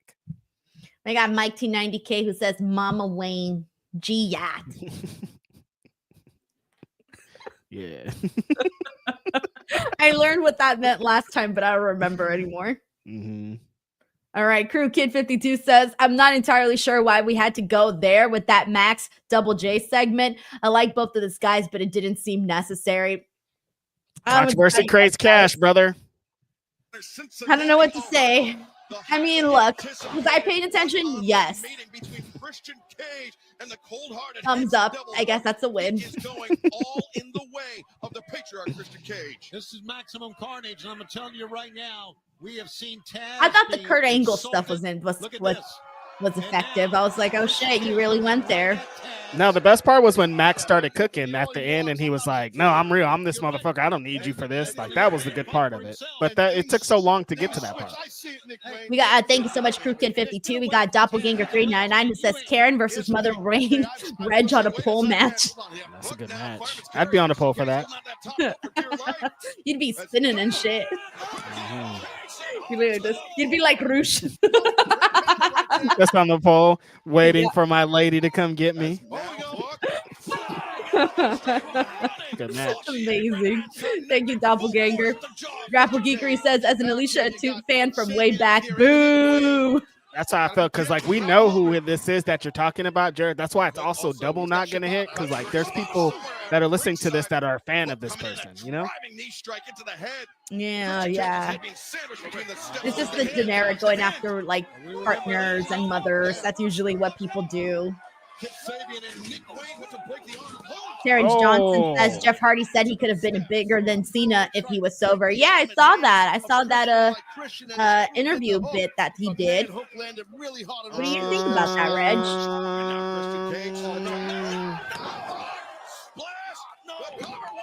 Potentially. Yeah, it's hard to say because it's a lot of like what ifs, and you know, John Cena went and he did so much like outside of WWE that even helped continue to make him into a bigger star. So like at the end of the day, like it's on what you do. I think people just underestimate Cena's run too. Cena was on top for like 10 straight years, and like it was just so different. I don't know a lot of people in wrestling in the history that could do what he did. That's why I'm like, I don't know. Like Jeff had a giant run, he's still very over, but Cena shit was crazy, you guys. Yeah, I see them as so different. I can't compare John Cena and Jeff Hardy because they're just so different. Like they're not the same to me at all. Like I hear Jeff though, like he was over, and there was moments where like he could have been very on top, but like John Cena different, just way different. Thank you so much, Terrence Johnson. We got Crazy 101 who says, I just feel like people are too soft now. Lit segments. It's Crazy 101. Reg, you soft? Barely a one. Sure. Thanks, Crazy 101. Yeah, I mean, the midsection of Hook's got to be killing him right now. No shade. Just the spear, the attack, but he's fighting back. Yeah, Hook firing back some. I'm waiting for the women's gauntlet already, dog. Bring that on. He has shown us a lot here tonight against this veteran. Like you said, they're putting him in the 6:30 death slot. It must not going to be that long. Bring that shit out. You think they can't do his leg dirty like that? We're looking forward to it. I feel like people are looking forward to it. I mean, look what time it is. Time is ticking. Yeah. I mean, they are on Max. They could go longer. So. I think. I don't know. No, I don't think so because they're still on TBS. Oh, that's right. They're just simulcasting on Max. So it's like, sure, if they went longer on Max, great, but then nobody that's watching on TBS would see the extra. I mean, they do the overrun for like 5-10 minutes, but not more than that usually. Well, they should have put that match on before this match. Right hand to the body. Once again, targeting the Yeah, we got Cobalt here. Says, I'm ready for hot girl grabs to arrive. When your midsection is attacked as heavily as Christian has attacked hooks. It was amazing you got him up, Ted. Let's go, Hook. After all this. Oh, Kataja Hook's got him. The red rum, but Christian's trying to hit him with the Bret Hart. Christian Cage, look at this on the ropes. He let go. Just let him drop. Drop. I thought you were about to be like, bop, bop, something.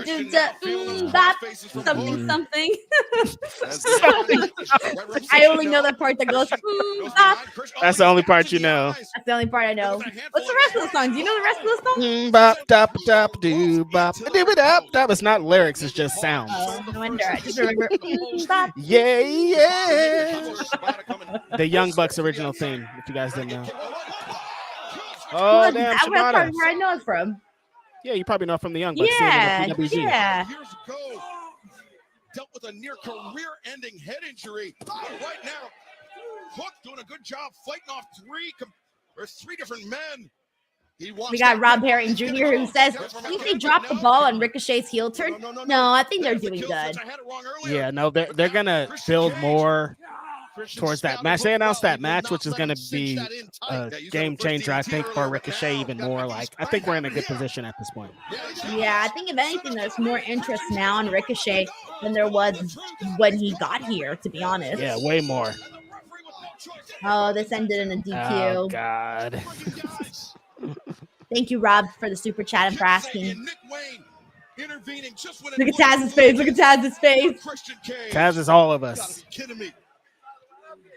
This is Taz, it's your boy. He's getting attacked 3-on-1. He just came out from quadruple knee surgery, back surgery, shoulder surgery. Parents do, no matter what, they'll do anything for their kids. I'm expecting Taz to run in there. Somersault those knees. Get in there and stay help. right there, Taz. Taz, not with those knees. I told you, Reg. Taz, it doesn't not matter. with those When a parent knees. is a parent. Oh, shit. His other dad's here.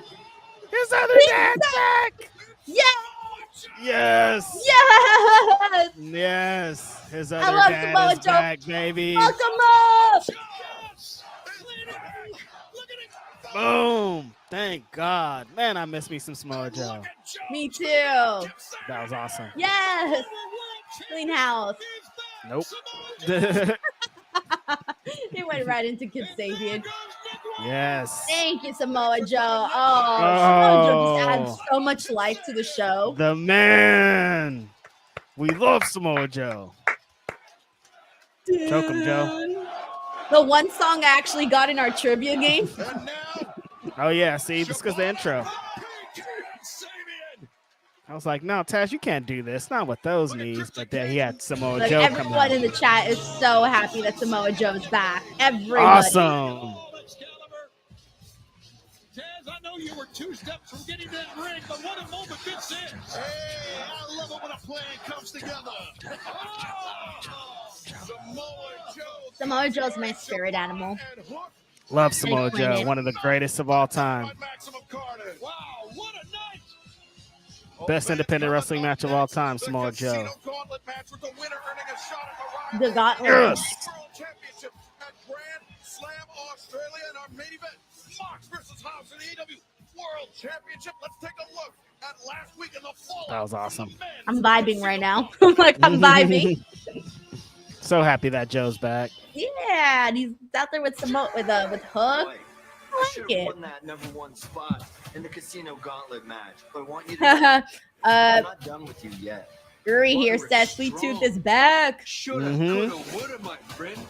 Look, Twisted if you Metal. wanted to win so bad, maybe you should have just tried. So what? We still got this, and then the Powerhouse Hobbs match. We still got 2 matches, and there's 35 minutes left on the show. What else was announced that we haven't seen?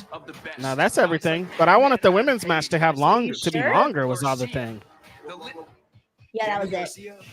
You know, people say maybe I'm stretching myself a little bit too thin. Yeah, I think. I don't know, man. Shout out to my homeboy Daniel Garcia. He was a surprise guest at West Coast Pro. I got to see him backstage and say I was happy and proud for him. Shout out to the homie. I can promise you. So if you want a shot of my gold, let's get it. We will get our hands on Sterling says Casino Honeys match coming up. Let's go. Bring him out. Casino Honeys. Too funny. Oh, shit. We're on a commercial break. All right. Let me see. I think I'm all caught up on super chats. Oh, no, wait. We got one more. This is from Mike, who says Penelope Ford in the house tonight. Never seen her. Oh, yeah. Oh, wait. Penelope Ford. I've never seen her.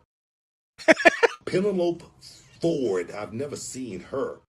Never seen her. Penelope Ford. I've never seen her. Penelope Ford. I've never seen her. Reg, if you have a daughter, can you name her Penelope? It's already happening. Penelope Ford is her middle name too. Penelope Ford. Righteous Penelope Ford. Yeah. That's a crazy name. It's a wild ass name. Penelope. I've never seen her. So funny. Oh man, I can't. Shout out to Book. Alrighty. So that's where we're at right now. Reg, what do you want to talk about? What do you want to talk about? You want to talk about?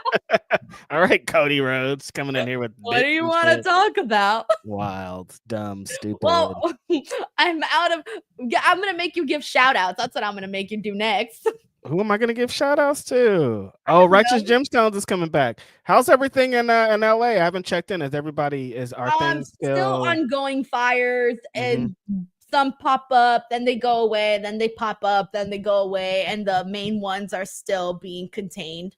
So yeah, it's still like, oh, you know what's crazy though is that they've been saying that rent in Los Angeles is going to go up 124% supposedly. Like someone posted a video today on Instagram Reels, and it was them at an open house, right? And they said there was 100 people in line at this open house, and they showed the video. And the video was this long line of people at this open house, and they were essentially touring the house in a train. Like everybody was like basically in a conga line. That's what it was. That's how many people are in need of like buying homes. And then there's all these like renters and landlords and people that are like price gouging right now. Yes. So some like thankfully a lot of them are being called out, but you know, there's just so many to like even keep track of. But like every place on Zillow has gone up in like the thousands for homes and whatnot. So I can't believe some of these people would do that in this position. Some people just lost their homes. They're hiking prices up. They're taking advantage. I'm like, I mean, there was people that were arrested because they were not even breaking in because there was no house to break into, but they were going into the burnt properties looking for stuff to loot, you know, whatever wasn't on fire. Crazy. And then someone posted a picture that they had, you know, obviously lost their house. And they had to park their car somewhere, and they put a picture, like a letter on the dashboard that said, "Please do not tow my car or give a parking ticket because I lost my house in the Pacific Palisades, and this is the address, right, so that they can confirm it." And then there's a beautiful little pink ticket right there. They still ticketed them. Crazy, unbelievable, money. How many years have we known each other? How many years have we driven up and down these roads, grinding our asses off because of the passion and the love for our business? A lot. He doesn't know a thing about that, and you know that. What has he been in the business a minute? He's going to dictate to you, and he's going to be a disrespectful little shit. Dustin. I'm here to tell you that I'm 110% behind you. And I think that's how many years old the combined these both guys are, 110. I'm like, why is there 110 years old worth of person on TV right now? No. Damn, Reg. That we've been through. I'm about to kick you out from this podcast. You're going to be too old for this podcast, Reg. Listen, I'm not an ageist, but Will Ospreay's back there, motherfucker. How old are you, Reg? Again, I always forget. 38? 38? All right. When Reg is 40, he's out. Damn, my birthday's coming out too. I'm about to be 39 in 2 months. When you're 40, you're out, Reg. That's wild. I don't want no old people here. I don't want no old people here. Young demo. What? Damn it. You and I. That's crazy. What about though? We got a bunch of old viewers here. Shout out to all of our supporters. No, it's same a joke age or because older. you are being mean to Double J and Dustin, and I will not tolerate that. Listen, our age average is like, I don't know, 60 something. Theirs is like 100 and something. Hold on. You and I combined is 80. Is it? No? How old are you? No, 70. Yes. Yeah, we're a combined age of 70. Get back to school, young girl. I can't do math. My least favorite subject. Honestly, I don't want to do math on air ever. Yeah. I love how everybody's saying their names now. Biz 0586. That's cold. I'm in my late 30s. See? Hey, Yeah. Well, hold on. You could fill in for Reg when he's out and turns 40. That's crazy. I can't believe I'm just out I'm like already this. lining people up for your job, Reg. That's wild. Right Mike here on P. air. Gonna take your job. He's gonna give me at least 9 years. All right, I'm gonna go hard for my 1 more year here. You got 1 more year, then we're writing you off. So, I'm fair with that. I'm fine with that. That's funny. Oh, Chris Statlander and Jamie Hayter are starting it out. See, this is the shit I'm talking about. This is heat. Funny. All right, let's see what else we got here. We got Infamous Raider Loco who says, as a 38-year-old, if Reg gone, I'm gone. Let's go. We out of here. She I'm said gonna we can't offer come back. Infamous Raider Loco a job. Well, it depends. It depends on what month he was born. If he's like a month younger than you, I'm taking him. That's crazy. All right, Infamous Raider Loco, what month were you born? Reg, what month were you born? March. March? All right. If he's January or February, I'm taking Infamous Raider Loco. That's wild. My job on the line like this. No, I'm happy married, but thank you. Unbelievable. No, I'm retired. But anyway, J Rock Dog says, damn, Denise, I'm 40 in 2 weeks. I guess my time is almost done. That's it. 2 more shows. You're gone, dog. Amazing. Terrence Johnson's 28. He's going to take your job, Reg. That's crazy. Anybody young, stop chiming in. Unfortunately for them, a slow start. We're here to the Gauntlet. All right. So, Jamie and Chris. This is a good start. Yeah, we want to see this in a real match one-on-one. It's a great opportunity here. Whoever could capture the victory in this women's casino gauntlet for sure. Huge opportunity. Whoop. I like the rules that Oh. we can end right now with a lot of ladies waiting in the back. Nice one. Not even able to make it to the ring. But you know who's not waiting in the back? Tracy B sets 55 in 2 weeks. Do I need to turn in my DWO card? See, Tracy, this is how they do us. Older generation. You're the one who started it. You were like, I don't want these old people on my TV. Listen, this is on in our chat, not on the Prime Channel wrestling show with Will Ospreay's back there. You were like, Dustin and Jeff Jarrett are too You don't old. want to take part in Grand Slam Australia. No, I don't. There's a lot of numbers up there. I like both of them too. Tracy, thank you so much for the super chat. We got Corey MacArthur says, listen, guessing I should go since I'm 46. LOL, you can't give Reg the boot. You can't. I think a lot of people miss that I'm giving Reg the boot for being mean to Double J and Dustin. Nah, forget that part. Thank you, Corey. Christopher Marino says, old. I watched the first. Oh shit, it's going live. down right now. Oh yeah, it's really Megan going down right Bain. now. Megan Wow, Bain's they got here. them all out here. Oh yeah. Good. She looks good. Good for her. Damn, we getting lit out here. This is what the fuck I'm talking about. I don't know why they've been hiding this woman for so long, but I see her a lot on GCW, and she's amazing. This is They're great that she's waiting for her finally here. moment. This is it. Wow. This is it. This is her moment. And she's facing off with Stat. Oh, oh wait. She's gonna have a graphic. Go on Tony Khan's Twitter. Where's Wow. the graphic? Show me the graphic. Reg fell in Megan love. Bain. I immedly looking like a Reg's in love. $1 gazillion. Oh my Tall white goodness. women, Reg is there. Reg's losing Wow. his mind right now. Look at her. She's bigger than Stat. Thank you for the super chat, Christopher. Man. Infamous Raider Loco says 39 in October. You get 10 more extra months from me. That's it, Reg. You're out. Infamous Raider Loco's in. I'm distracted. Thank you so much, Raider Loco. Tracy also says, Reg, what about the Hurt Syndicate? Yeah, they're pretty up there too, Reg. No, they're done. They're old. I'm kidding. They're great. But my thing is, you don't pair them up with other old guys. You have them go against the young guys, you know? But they're all old together, though. But they're against young people. Like the people they took on today were young. Jeff Jarrett's against MJF. MJF's young. But he was on TV with another old guy whose combined age, they're like 108 years old. For people you like. Yeah, that's how this works. Yo, Megan Bain, my life.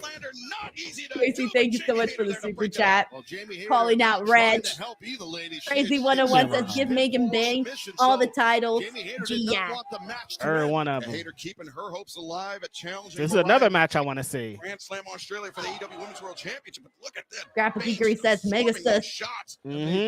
Force here in the women's division of AEW. Excalibur. Bump kick to the tummy. Now Bain.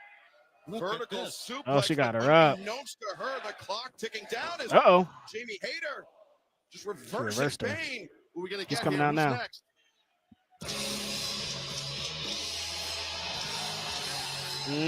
Julia. See, these are heavy hitters. 4 of these women are big stars already. That's what I'm talking about. That's what they needed to do for this gauntlet. Yep. In a very torrid history with Jamie Hayter as of late. But like, Julia's outnumbered. There's some. I don't know who should win. There's some big girls out there. I mean, it's for the match against Mariah and Grand Slam in Australia. Tony. Aw, commercial break, boo. Wrong time. Wrong place, wrong time. I know, right? I was like, I'm getting into this. We got Sick Boy here who says AEW down with the thickness. This is starting to sound like my NXT chat.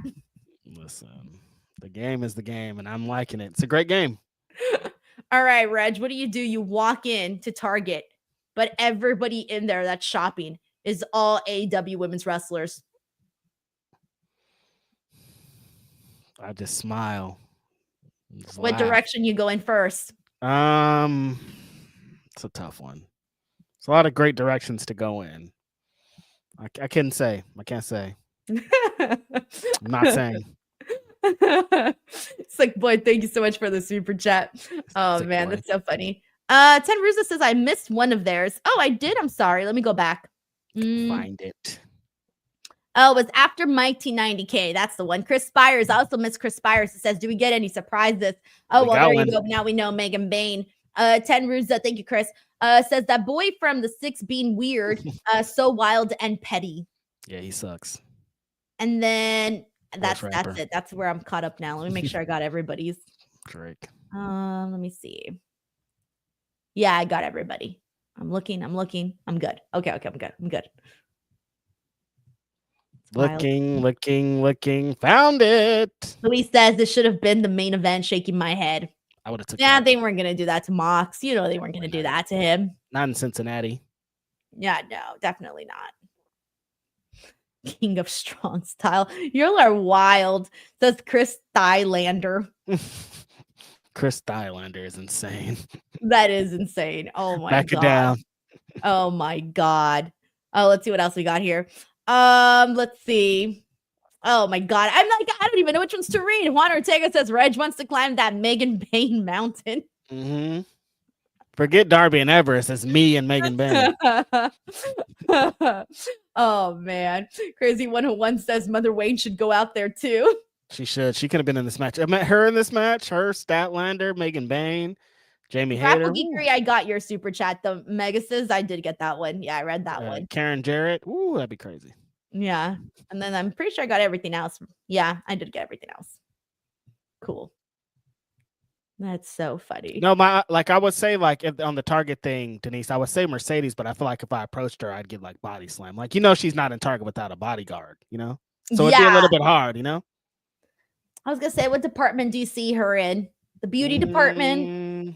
I would say the beauty department. I see. Where do you see Shayna? Shayna's in. I don't know. Toilet paper, maybe. Toilet paper. What? They have That's toilet paper at terrible. Target. Yeah, but why would she have to be in that department? Why not?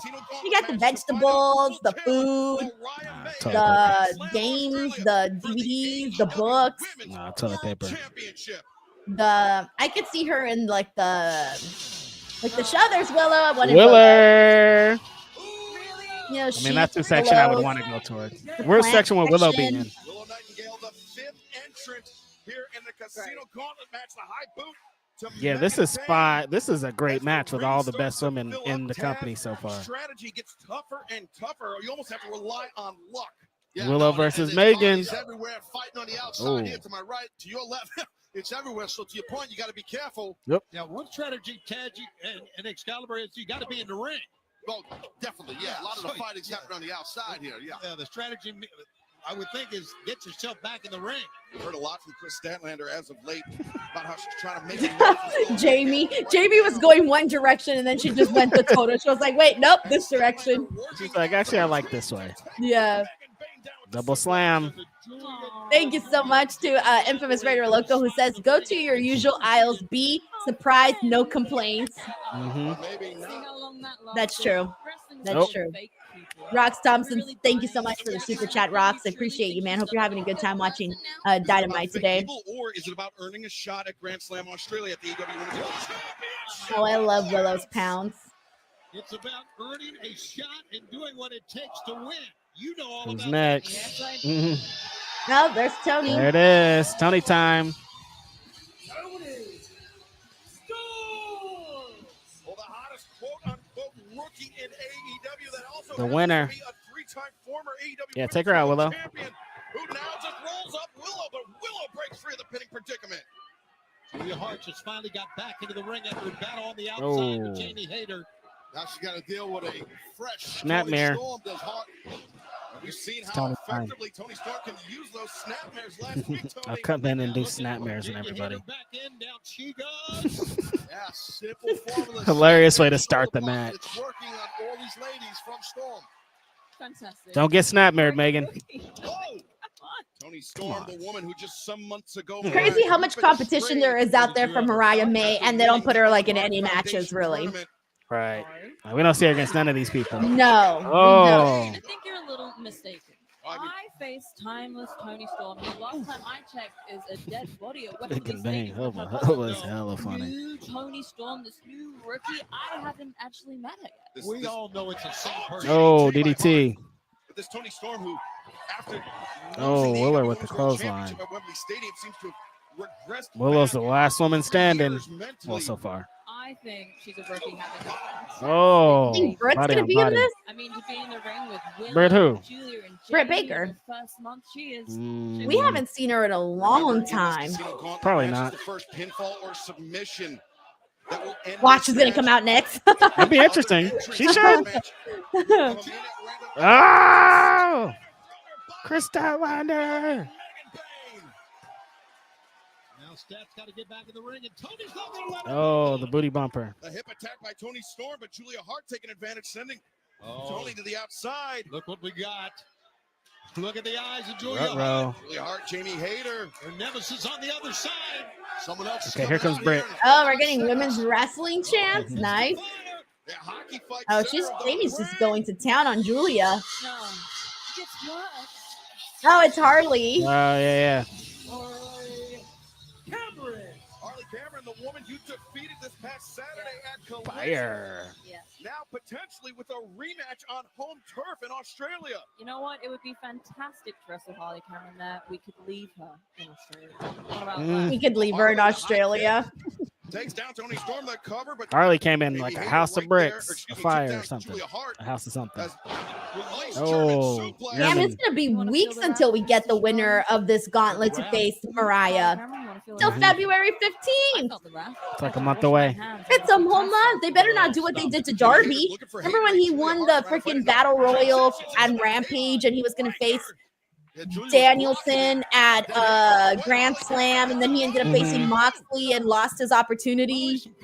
I don't swear, think if they they'll do do that to that. the women, I'm gonna lose my shit. Feel the wrath of Harley. Here she goes. Now Hater. Oh. Breaker snapping Harley in half. Wow. Her back, her spine, and that hit hard on Hater. Hater raid. The Hater raid. Nope. Harley ducks it. Oh, the missed into the eyes. Oh, she missed it there. Harley blinded. I'm not sure if she was the target, but nonetheless, Julia Hart. Wait, is this it? Julia Hart's going to go over? Nope. There's Tony. But now you got to deal with Storm. Tony rolled her up. Felt a little bit rushed. Wait, that's it? Yeah, it's over. I know. I missed the finish. Yeah, you did.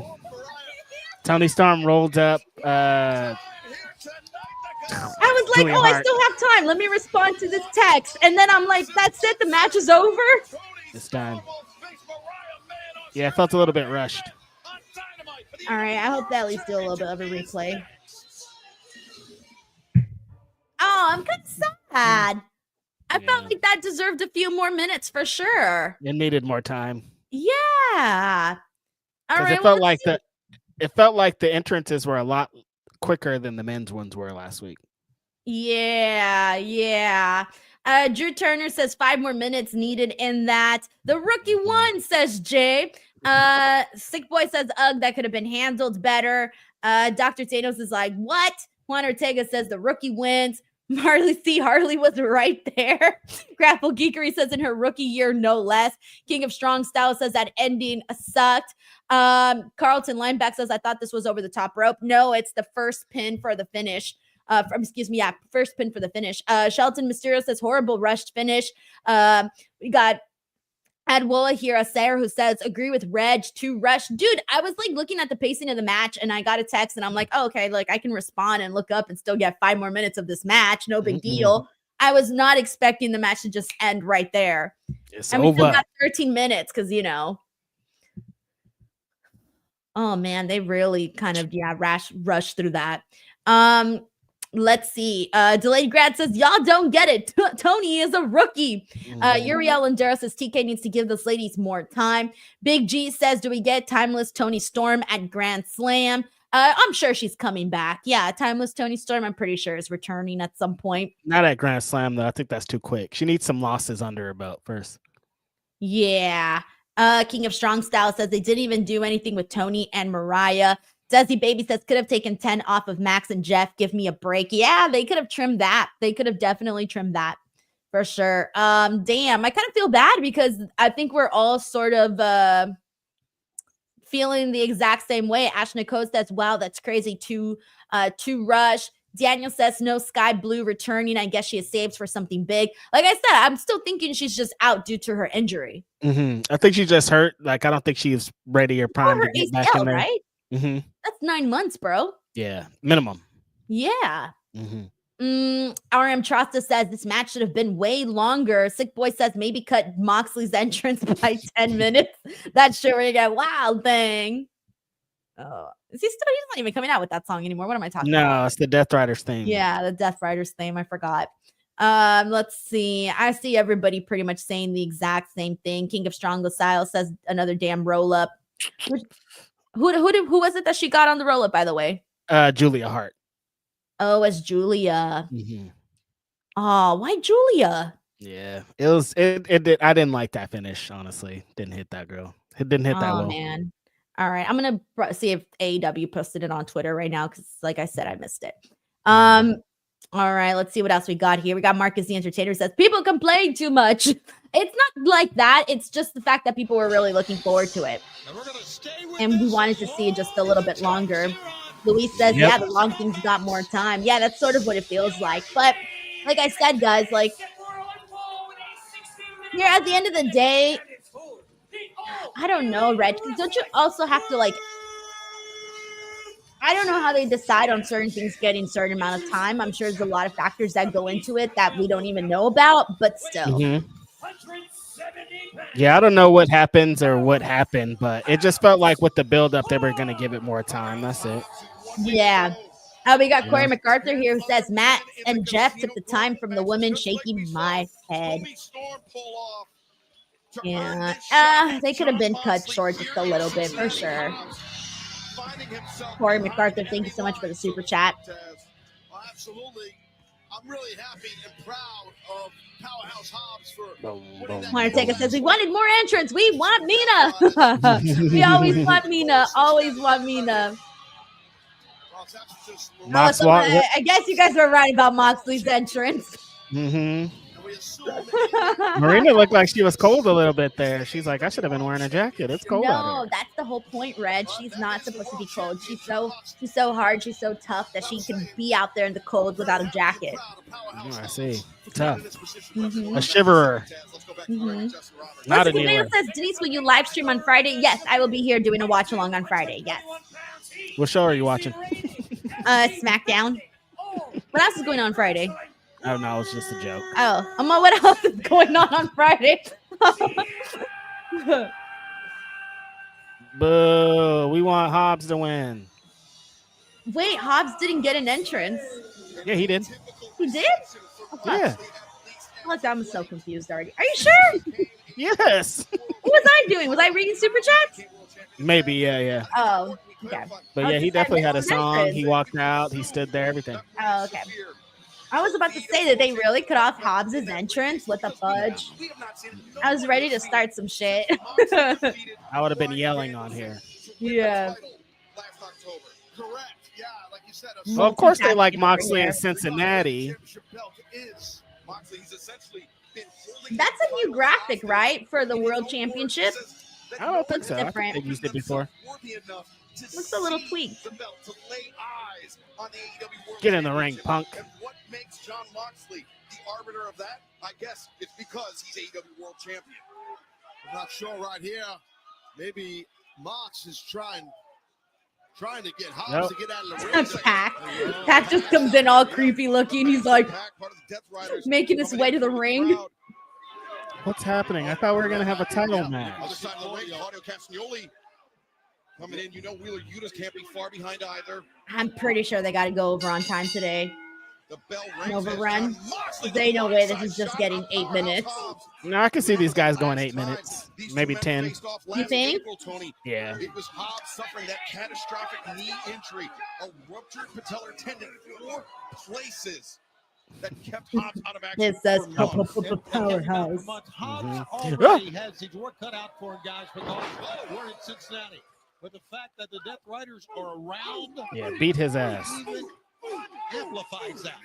Absolutely. But Taz, you talked about your history with Powerhouse Hobbs as a member of Team Taz. Powerhouse. He is somebody that was highly recruited, not only by yourself, but Don Callis for his limitless potential. And now here tonight, challenging for the AEW Championship, World Championship for the very first time.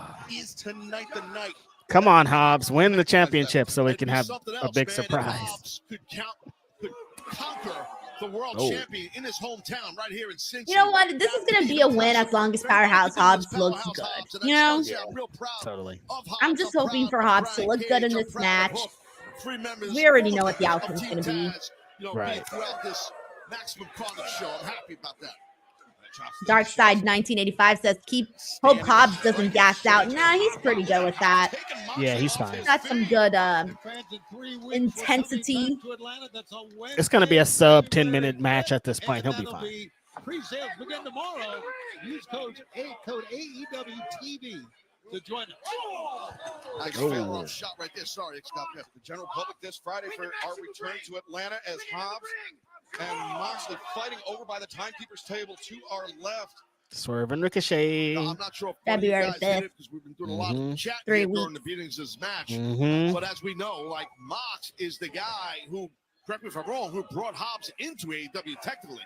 That's right. It was Powerhouse Hobbs. He was a young competitor. We've seen a lot of him, again, on AEW Dark, Taz. It was almost like a proving ground for the future stars, but it was Jon Moxley that recognized the potential and brought Hobbs in for backup when when Moxley was the AEW World Champion as Moxley that took back. Reg, your sound effect. Have you Come on. Sound effects when when Stephanie does that spot where she like smashes people's face in with her knees? Nah. You haven't seen it? Oh my gosh, Reg, you need to see it. It's literally Booker T just going, and I'm not exaggerating. Why would he do that? And every time she bangs, it does a that goes with it.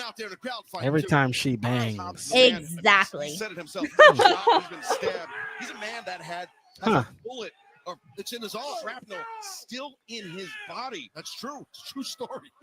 Hobbs has lived a tough life to just get to this point, and to have that injury, that catastrophic knee injury last year while facing Jon Moxley for the first time ever, you know that can't sit well with Hobbs. No, but Hobbs, well, he's a fighter. He's a battler. He's always been not a hometown man, the world heavyweight champion. Pounded on the head right there. Oh, you suck, Mox. Powerbomb him out of there. He's got this match well in hand. Oh, look, there's a powerhouse. Powerhouse Hobbs at your own peril, Jon Moxley. Slam him. We're going to stay with this one as long as it takes. We could There you have go. a new champion before the night is over. Don't lie to us. Don't get our hopes up.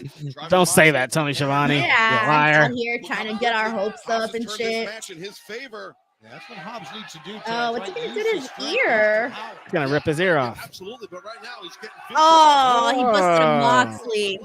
Oh. I hate seeing people bite other people. Oh. I love violence. I don't love biting. That's gross. Is it over? You're kink shaming, Denise. I don't like it. And Moxley Kink shaming. seems I surprised. don't like He's it. stunned as he's driven to the floor, and fans don't go there because Someone's ear. You know how gross someone's ear is? Ears are so nasty. Look, he's got blood on himself. Oh. It's so gross. It's so Ear see. blood. Young on Watch says, ew. I completely agree. Carlton says, what happened with Daniels and Hangman? That's on Collision. Yeah, that's on Collision. They're doing a Texas Death Match on Collision. See, Dr. Daniels also says, I hate it. Thank you. I'm not the only one. That's funny. Oh, man. It's disgusting. I've never liked the biting stuff. Like when Jon Moxley does it, every single time I'm like, oh, I hate it. Like, get that out of your mouth.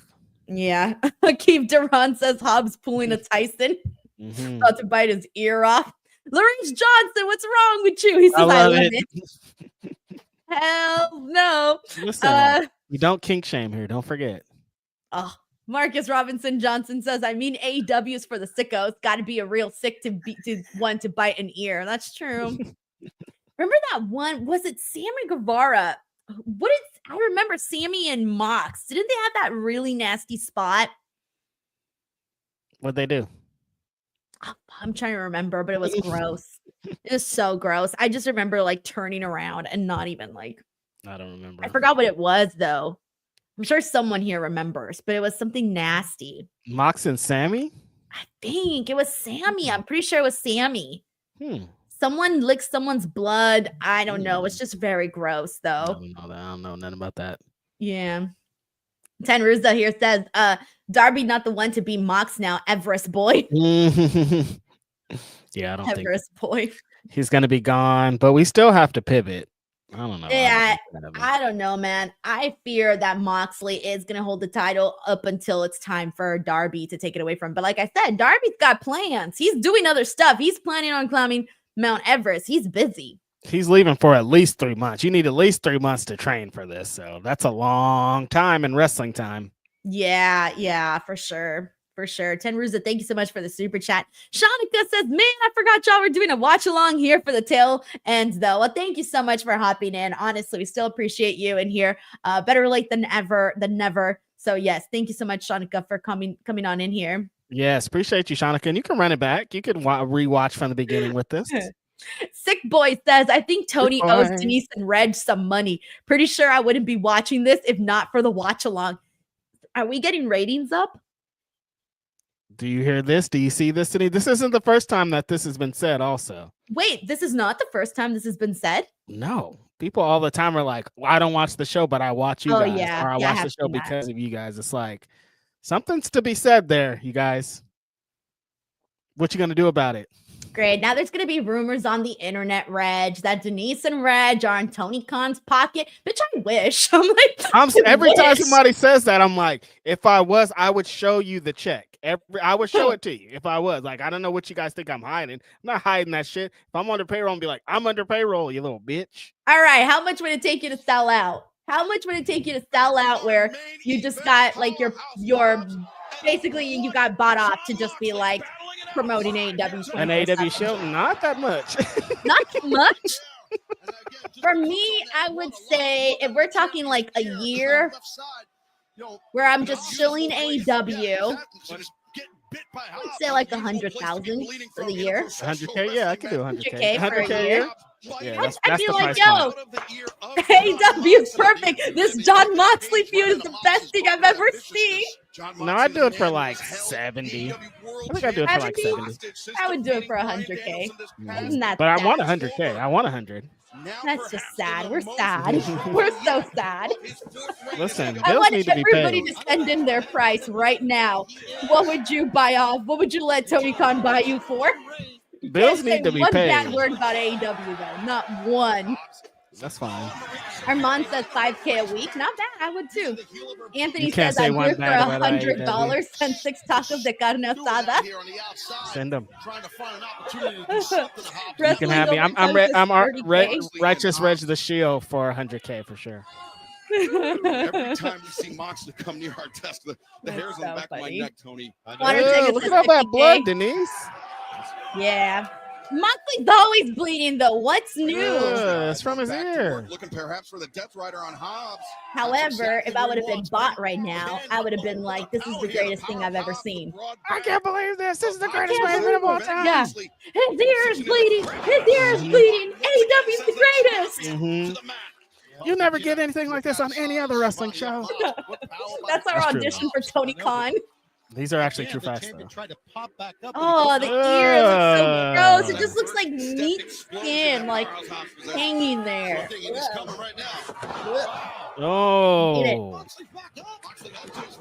Big line. 2 big lines. Perhaps just out of instinct alone. Base Martian says he'll show for free tickets. Free tickets. I shield for free already. I'm saying. Brock How much says do I get paid Brock now sees for monthly listening? travel and accommodation to pay-per-views. That's fair. Then he went down to Big boy says Moxley's going to CBS for real. Moxley, boot to the midsection. The double underhook. Went to kick the leg, but Hobbs blocked it. Versus Hobbs. Oh, man. The champ's in trouble. World's Strongest Slam. That's it. That's it. That's definitely it. Reg, you're wishful thinking here. Come on. Why not? You got to stay on them here, Powerhouse. Stay on them. Fans, remember coming up this Saturday night, Collision Texas Death Match. Biz will do it for Pop Rocks, oatmeal pie, and a Gatorade. Oh, he's about to hit him with the Buzz Sawyer. The move that I told him 500 times to do. So beautiful. Yeah, it looks good. So happy that he finally listened to me. Oh, no, he reversed it. Center of the ring. What a counter by Moxley. There's a Unbelievable. lot of blood in the Bring ring. those arms together. But again, easier said than done, Taz, especially slicking with the blood of Moxley. Absolutely. That bicep is being torn up right now with this juji. Get to the ropes. Cross arm breaker. As Moxley, Clasp them hands together. he went to adjust his position, but Flip Hobbs him. was able to clasp his fingers together. And now Yes, he's on the rope. Get him, ref. ropes, finding the relief of the rope break from the official Paul Turner. Well, it's a good way to Nope. counter. Get him off. Get him off. Get him off. Get him off. Get to the rope. Oh, referee stopping because the Yeah, man was run. in the ropes.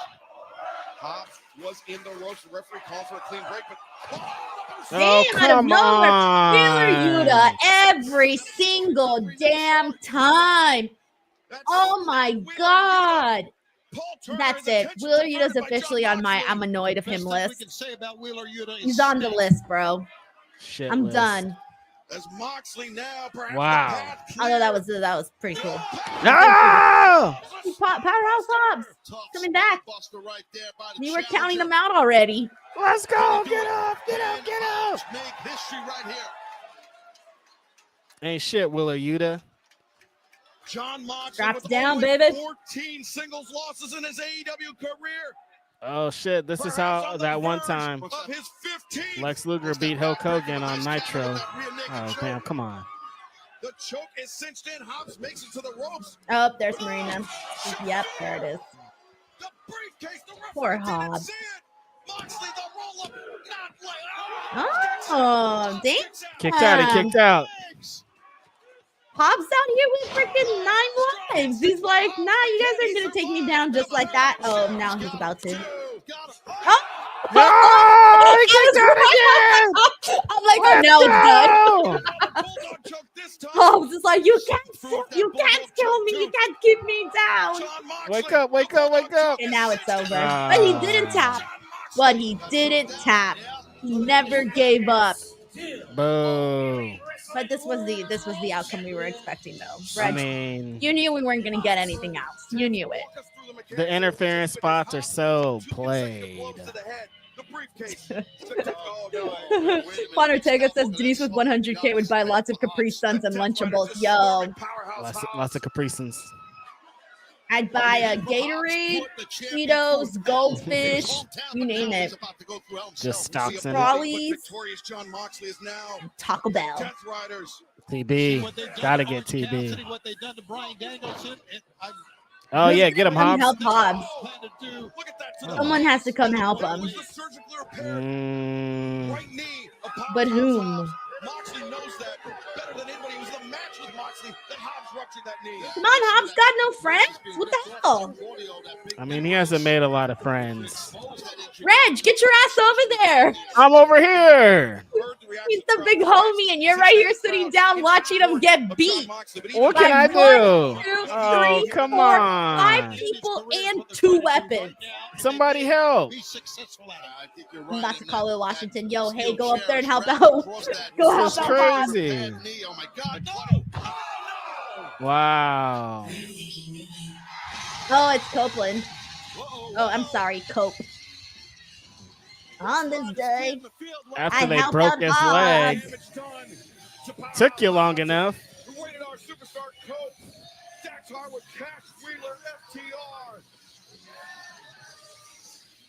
And Powerhouse Hobbs needs serious medical attention after this assault by the Death Riders.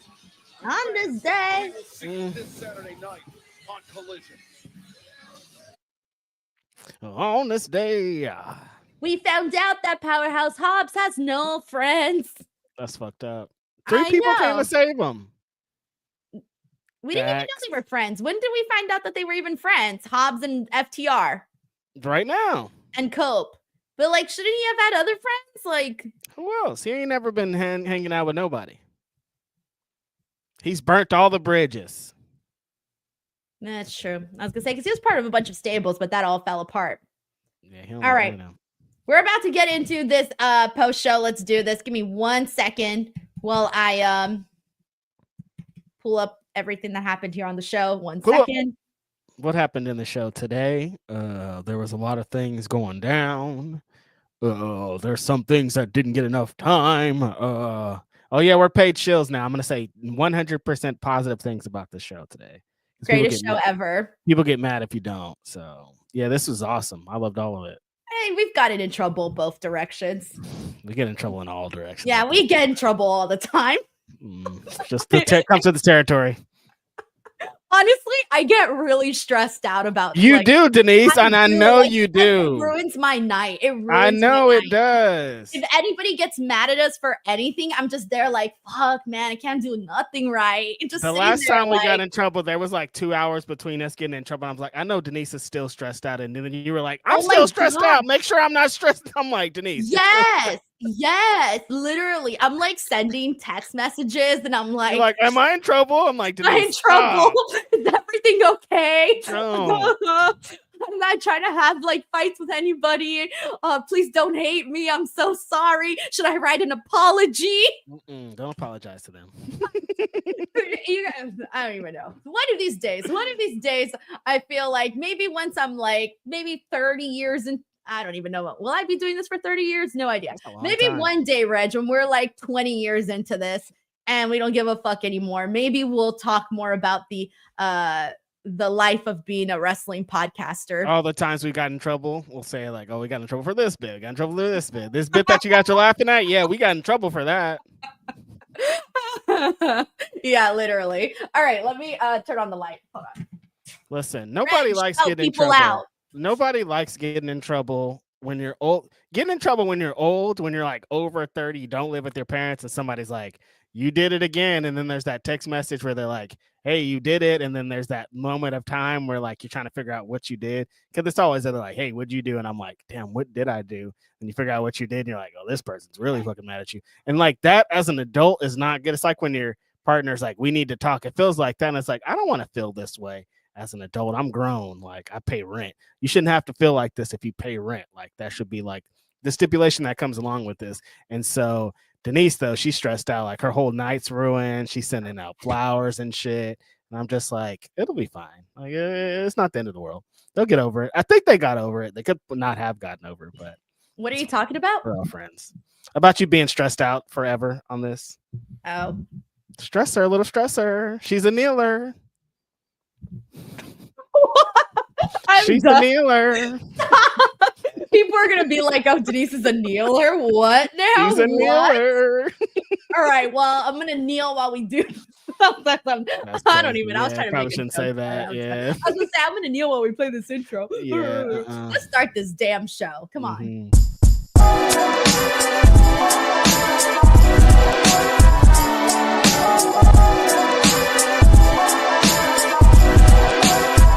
Yo, the fuse has been lit. It's Wednesday night. Denise and Reg host Dynamite. Come and get your Easter eggs. It's a dub. Middle of the week, it's AEW. Dynamic wrestling and end your night with us. It's a must. It's Dynamite. It might combust. Speak now. We're gonna give you all the recap. Live on YouTube is where you see that. The Cali connection with the feedback. What is up, everybody? Welcome to Speak Now Pro Wrestling. It is Wednesday, January 15th, and we just finished watching AEW Dynamite Maximum Carnage here today on Max and TBS and wherever else that you guys watch AEW. It's Denise here. It's Reg. Reg, how are you? What's up, y'all? I'm doing great. Just watched a very fun episode of AEW Dynamite. I'm excited to talk about it, and I'm excited to be here. Denise, how are you? What the hell, Reg? What's wrong with you? What you mean? What? I'm here. You didn't do your normal bit. What's my bit? Your Media Man, Righteous Reg, rapper, everything you say. It's weird for me to start a show without you not doing that. What do you mean? How come I have to do every show with the bit? How come I can't just come into the show and be like, I like this show? I've never heard you just come out here and be like, hi, it's Reg, let's get to it. Well, I already did it early. I thought that like the first one to start this is you still do it on the podcast every time. I have to do it, but okay, all right. Rewind. It's your favorite rapper, your favorite writer, your favorite podcaster, Media Man, Righteous Reg. I'm here, California Connection. Thank you. Thank you. Now we can get on with the show. Listen, you're right though, Denise. I made a bit for a reason. Like it should be it should intro me to every podcast. So I thank you for that. See, exactly. Like you got a bit, that's your thing. It's your thing. So anyways, we're here to get into Dynamite. And I think today's show, it felt like it flew by. It flew by so freaking fast. Of course, there were some things that I, sort of wish were a little bit tweaked, but for the most part, we had a pretty decent show. The big thing, guys, is of course the women's gauntlet. We did wish that had gone a couple minutes extra. We weren't really expecting it for it to end as abruptly as it did. It did have some fun, appearances, which we're gonna get into, and then of course Kenny Omega's return. Those were really, I would say, probably the strongest parts of the show. I mean, looking at the lineup coming into the show and what they had announced, those are the things we expected to be the strongest there, just because they hold so much weight. Kenny Omega returning, that's a huge thing. It's a needed element of Dynamite, and the women's gauntlet was probably the most anticipated thing coming into the show. We'll get into our little reservations, but I thought for the most part, those two things were super fun, and there's a lot of exciting things about the future coming out of those matches. Yeah, I feel you too. I want to go ahead and get things started with our super chats here and see what people are thinking about this show and kind of use that to segue into the actual segments. Here we go. We're going to kick things off with Reggie Simmons. Always good to see you here, Reggie. Yes. He says, "What's up, fam? You guys stay awesome. Reg, next time you in the Chi-Town, I got the blunts, bruh." Listen, I'm trying to be in Chicago again this year. So, yes, I'm going to take you up on that, Reggie Simmons. I appreciate you always for when you show up, man. Thank you. There's only about like 100 events in Chicago every single year. I mean, I'm pretty sure you'll find one wrestling show to go to if you wanted to. I will. There's some way I'll end up in Chicago but this year. So I'll see you, Reg. We got Chiba Cheebs here, who became a brand new member of the DWO. Welcome. We got Infamous Raider Loco, who says, "Damn, back-to-back endings sucked. The women's worse."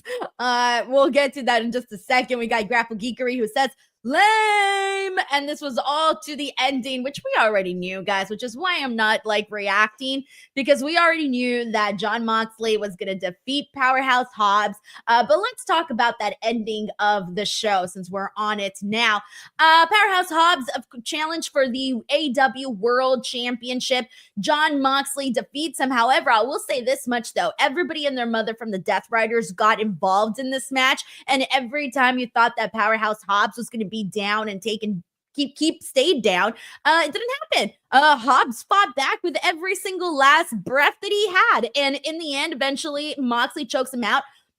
Hobbs never taps out, by the way, so a little pride, didn't quit, didn't give up, passes out, and that was the match. And then afterwards they continued the beating on him. We found out where Powerhouse Hobbs didn't have any friends until finally Cope came out with FTR. Why'd you have to bring that part up again about him not having any friends? That doesn't have to play a role in what happened here. Yes, it does. He was getting beaten out there for like 5 minutes till somebody came out. No friends at all. Nobody was even after they bashed his knees, and then here comes the cavalry to help.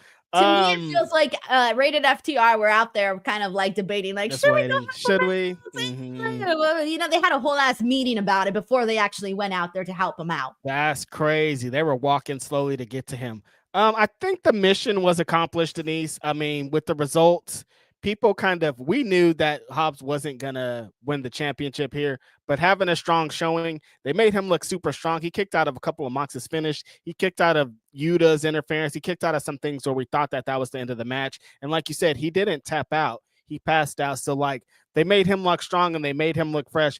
But like when you have an expected finish and you telegraph something and it goes exactly the way that you thought it would, it's hard to not feel something, you know what I mean? Like we knew that what the results of this was going to be, but like when it happens and it's like, oh, it's kind of the same finish and things that they've been doing again for the last couple of weeks, it doesn't really hit as hard. But I thought that the big homie looked great in his spots. The disgusting bits of him biting Mox's ear and Mox bleeding for a lot of the match, I thought that added to it. It made him look like a scary ass monster, but like the results is still kind of like, oh, that sucks. Yeah, but again, I think like what we were saying was going into this was the win is the fact that Hobbs is in this match, in the main event of the show. Again, they didn't take him down easily. He was essentially taken down by like 5 people. Like it took more than one person to keep him down. But it is pretty much what we've been sort of talking about right now.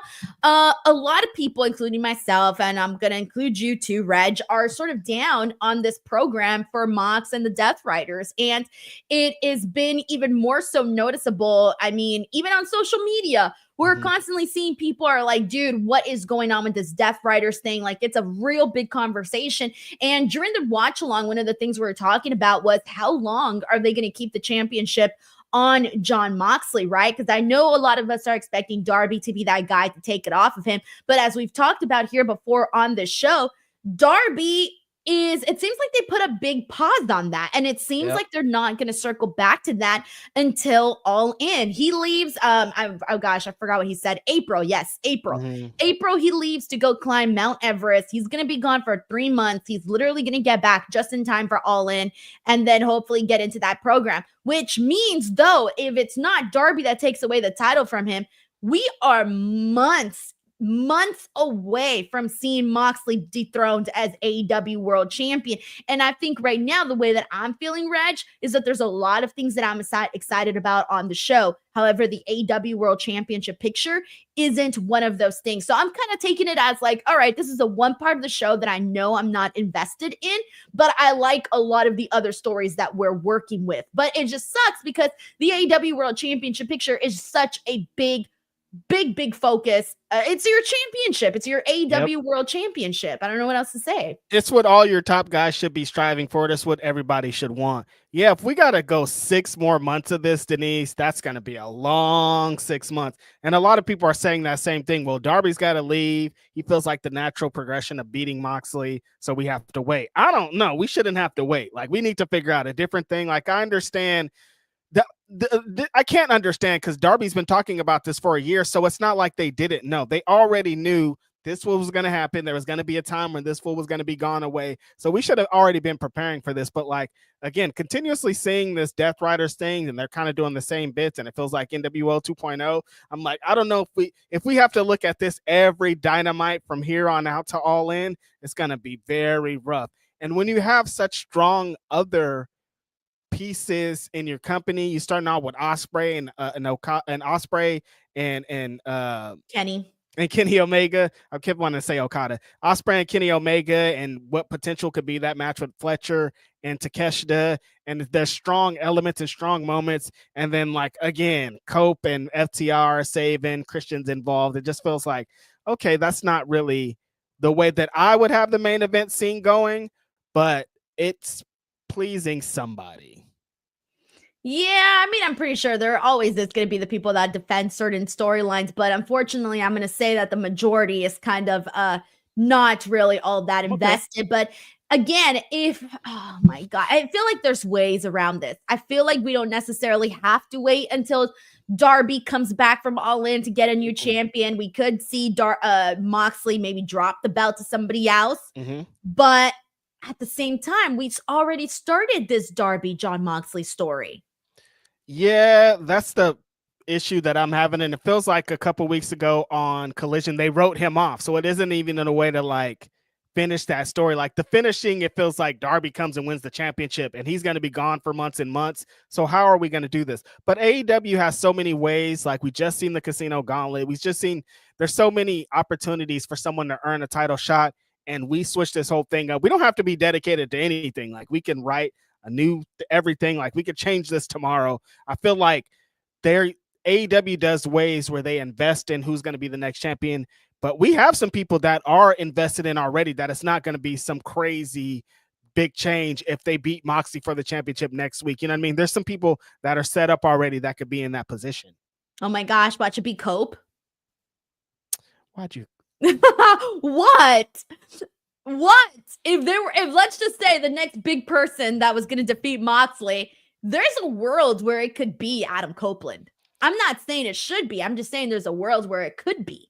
There is. And if that gets us away from what's happening now, if Cope has that belt out of the briefcase and he's parading it around and he's making these defenses and he's putting over these young guys, I'm in. I wouldn't do it myself because Will Ospreay's fucking back here, but I understand why they would go in that direction.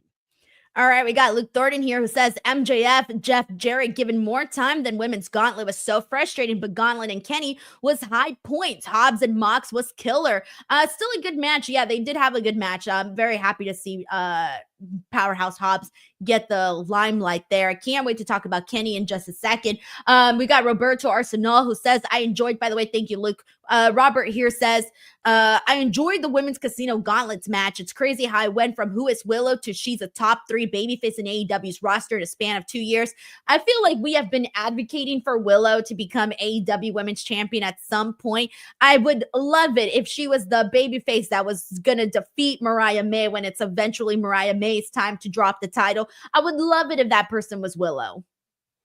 I have somebody else for her to defeat after a long reign that's also in this company that I think will make a lot more sense. But just to see her, yeah, of course. I mean, the real main goal, the real big win for Willow would be to avenge her things with Mercedes and beat her for those championships. But I think that Yeah, what Robert's saying here, I've been an advocate for Willow for a long years and years and years, and I always knew she was going to be in this position. But I'm so happy that the fans are at that position too. Like the fans are like, she's an AEW homegrown, she's our girl. We want her to win. We want her to be in these big positions, and that's going to help with her moving forward. All right, we got let's all boo Terry. Boo. Hulk Hogan. Why didn't Hulk Hogan and the CEO see the red flags last week? Color blindness. Can't see that. That's wild. So wild. We got well-rounded Leo here who says TK needs to put his footrest down and tell Darby he can't climb Everest. It's too dangerous. WWE would never allow it. Look, it's if it was up to me and Reg, we would obviously be like, don't do it. But it's someone's dream. At the end of the day, you got to let people do their dreams and what they want to do. I do think it's cool that Tony Khan is allowing him to go and take the time off that he needs to go do that. Not everybody would. And most jobs, you would not be able to do that. It doesn't matter if you work at freaking Target or if you work here. Reg, if you were like, hey, I'm going to go take 3 months off, I'd be like, bro, I'm going to have to replace you. Got to replace you. Right, yeah. Exactly. And especially in his type of work. Like I listened to a Ludacris interview and he said that one of the stipulations of him being a Fast and Furious is they said that he can't drive motorcycles when he's not doing the movie. There's like all these stipulations for people can't do these crazy things. And I'm sure climbing this mountain that people die in would be in that space. But Darby's such a unique individual. He's so different than anybody will ever talk about that. Like, there's nothing that Tony Khan could have did to stop this guy. Like that's Darby, the appeal of Darby. You're essentially stopping the thing that you most love about Darby. That's the thing. And like Darby's take it or he's like, I'm gonna climb Mount Everest, and if you say that I can't, I'll just quit and do it anyway. So it's like you might as well let this fool do it because there's nothing you can do to stop him. And just like Denise saying, that's kind of the appeal. Like you take all of Darby Allin's matches are fucking dangerous and scary, and like it could be his last match, but that's also why it's so intriguing and we're so drawn to him.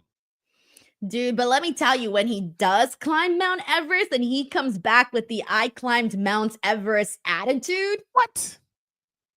I think we're all going to be looking at Darby like, yo, dude, fucking props, man.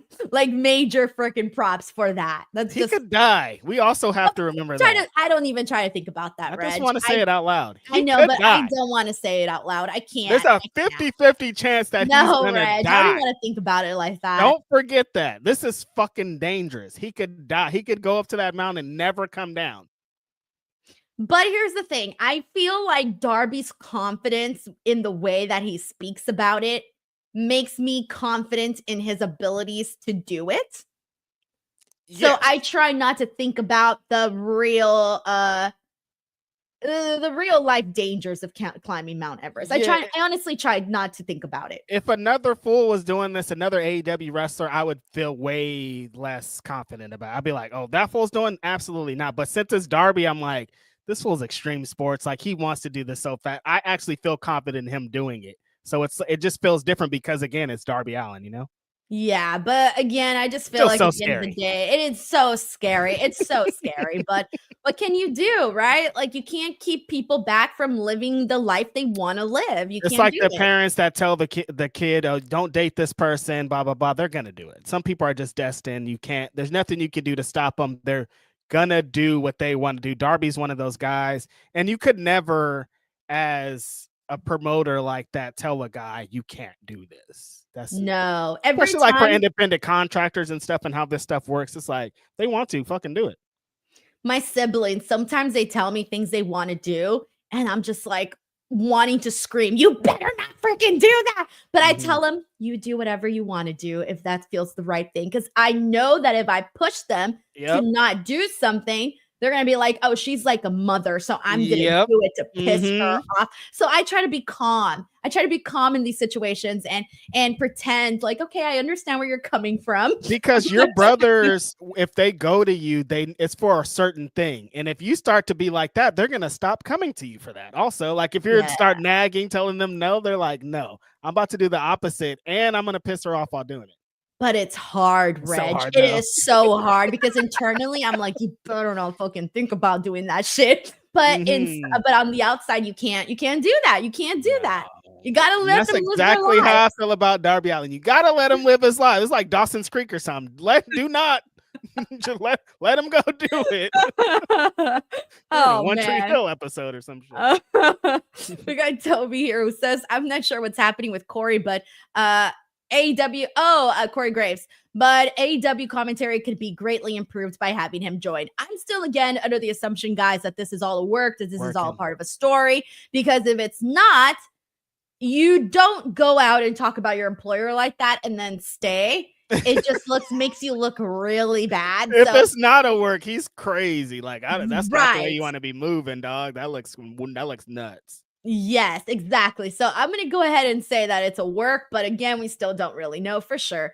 Stewie Griffin here says, just wondering if Brian Cage always looks like a huge Steve Blackman. Or is this the new thing? Much love and stay safe. Thank you, Stewie. Thank you. I literally said the exact same thing. Well, because I hadn't been seeing Collision until last week, but Brian Cage looked like a brand new person to me. And now that he mentioned Steve Blackman, dude, if freaking Brian Cage went out there in pants instead of trunks, he could be the buff. Yes. Oh my God. Dude, no, Stewie Griffin, though, I didn't think about it. Bro does look very much like Steve Blackman with that beard now. It's all dark and like they have this like. And I was looking at him, Reg, and I was thinking he reminds me of someone, but I couldn't put my finger on it. It's Steve Blackman. I love it. What the F? But yeah, he looks like a brand new person. Hilarious. That's so good. Oh my gosh. Thank you, Stewie. Now, this is so fucked up. Steve Blackman. Yeah, that's great. John Taylor says, just landed. Pilot said we couldn't taxi to the gate until Reg did the thing. Thanks, Reg. You the MVP. Let's go. No, you the MVP, John Taylor. The safe travels, John. I'm happy you're safe. Grapple Geekery says, I enjoyed everything but the learning tree as always. The Alicia Toot slander, the gauntlet not getting time, and the DRWO rinse, repeat match. The Death Riders World Order. Yeah. It's wild. All right, well, let's go ahead and get into the MJF Jeff Jarrett portion of the show. Now, mind you, this was a pretty lengthy segment. I won't be able to break down every word that was said here, but the gist of this was MJF and Jeff Jarrett went out there and talked so much shit to each other. And we know that, MJF loves to go with the low-hanging fruit, and it works. So it's very, very entertaining, right? Jeff Jarrett this time came in here and was like, oh, you're going to go low? Well, I'm going to go just as low as you. Mm-hmm. And we get, MJF telling him how old he is, how he's basically done. He shouldn't even be there. Jeff Jarrett is talking about how he goes off about his mother. And then at one point it turns into now he's talking about Alicia. I was so confused, and I was saying this during the watch along. At one point, I thought the whole part was about his mother, and then I was so confused because I didn't know MJF's mom was Canadian, and then I'm like, wait, is that about Alicia? So I was just kind of confused in that portion where I didn't know what part was directed to what part of it, but it was still pretty damn low, which I did like that Jeff Jarrett, though, brought the same energy that MJF brought. Like he knew, okay, MJF's going to go with the low-hanging fruit, so I'm too going to go with the low-hanging fruit. I liked that. I was wondering if MJF was going to bring up anything about Kurt Angle, and he did. He threw that in there. Of course, we all know Karen used to be married to Kurt Angle. So he kind of brought that part up. And then he brought up Jeff Jarrett's drinking. I didn't know he was going to bring that part up too. Those two moments were the ones that got me going, oh, he really went there. That was my reaction to that. And this was long. This was definitely long. But like I said, during this watch along, the whole time I was just there staring, completely locked in to see who was going to say what and who was going to say the thing that hurt the most.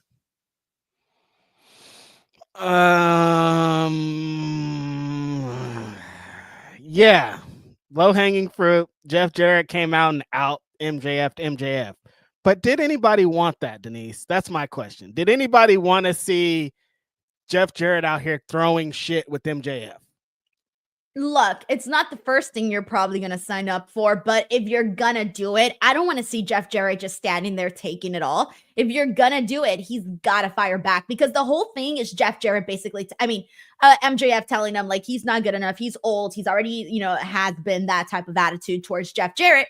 Jeff Jarrett is basically saying, I used to be you and I was better than you. And I'm going to bring, in order to prove that point, he also had to bring his game as well. Like, he couldn't just be like basically laying down for MJF to be the only one throwing shots at him. Jeff Jarrett also had to fire back to prove his point about still having his A game with him.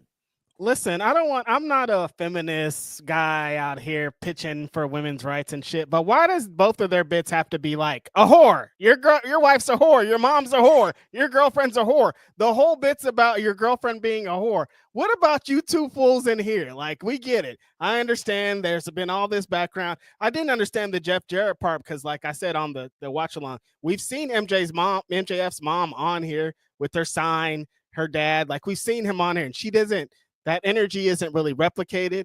A lot of people know who MJF's girlfriend is. They've watched her work. They're a big fan of her. So if you're like, that girl that everybody knows is a whore,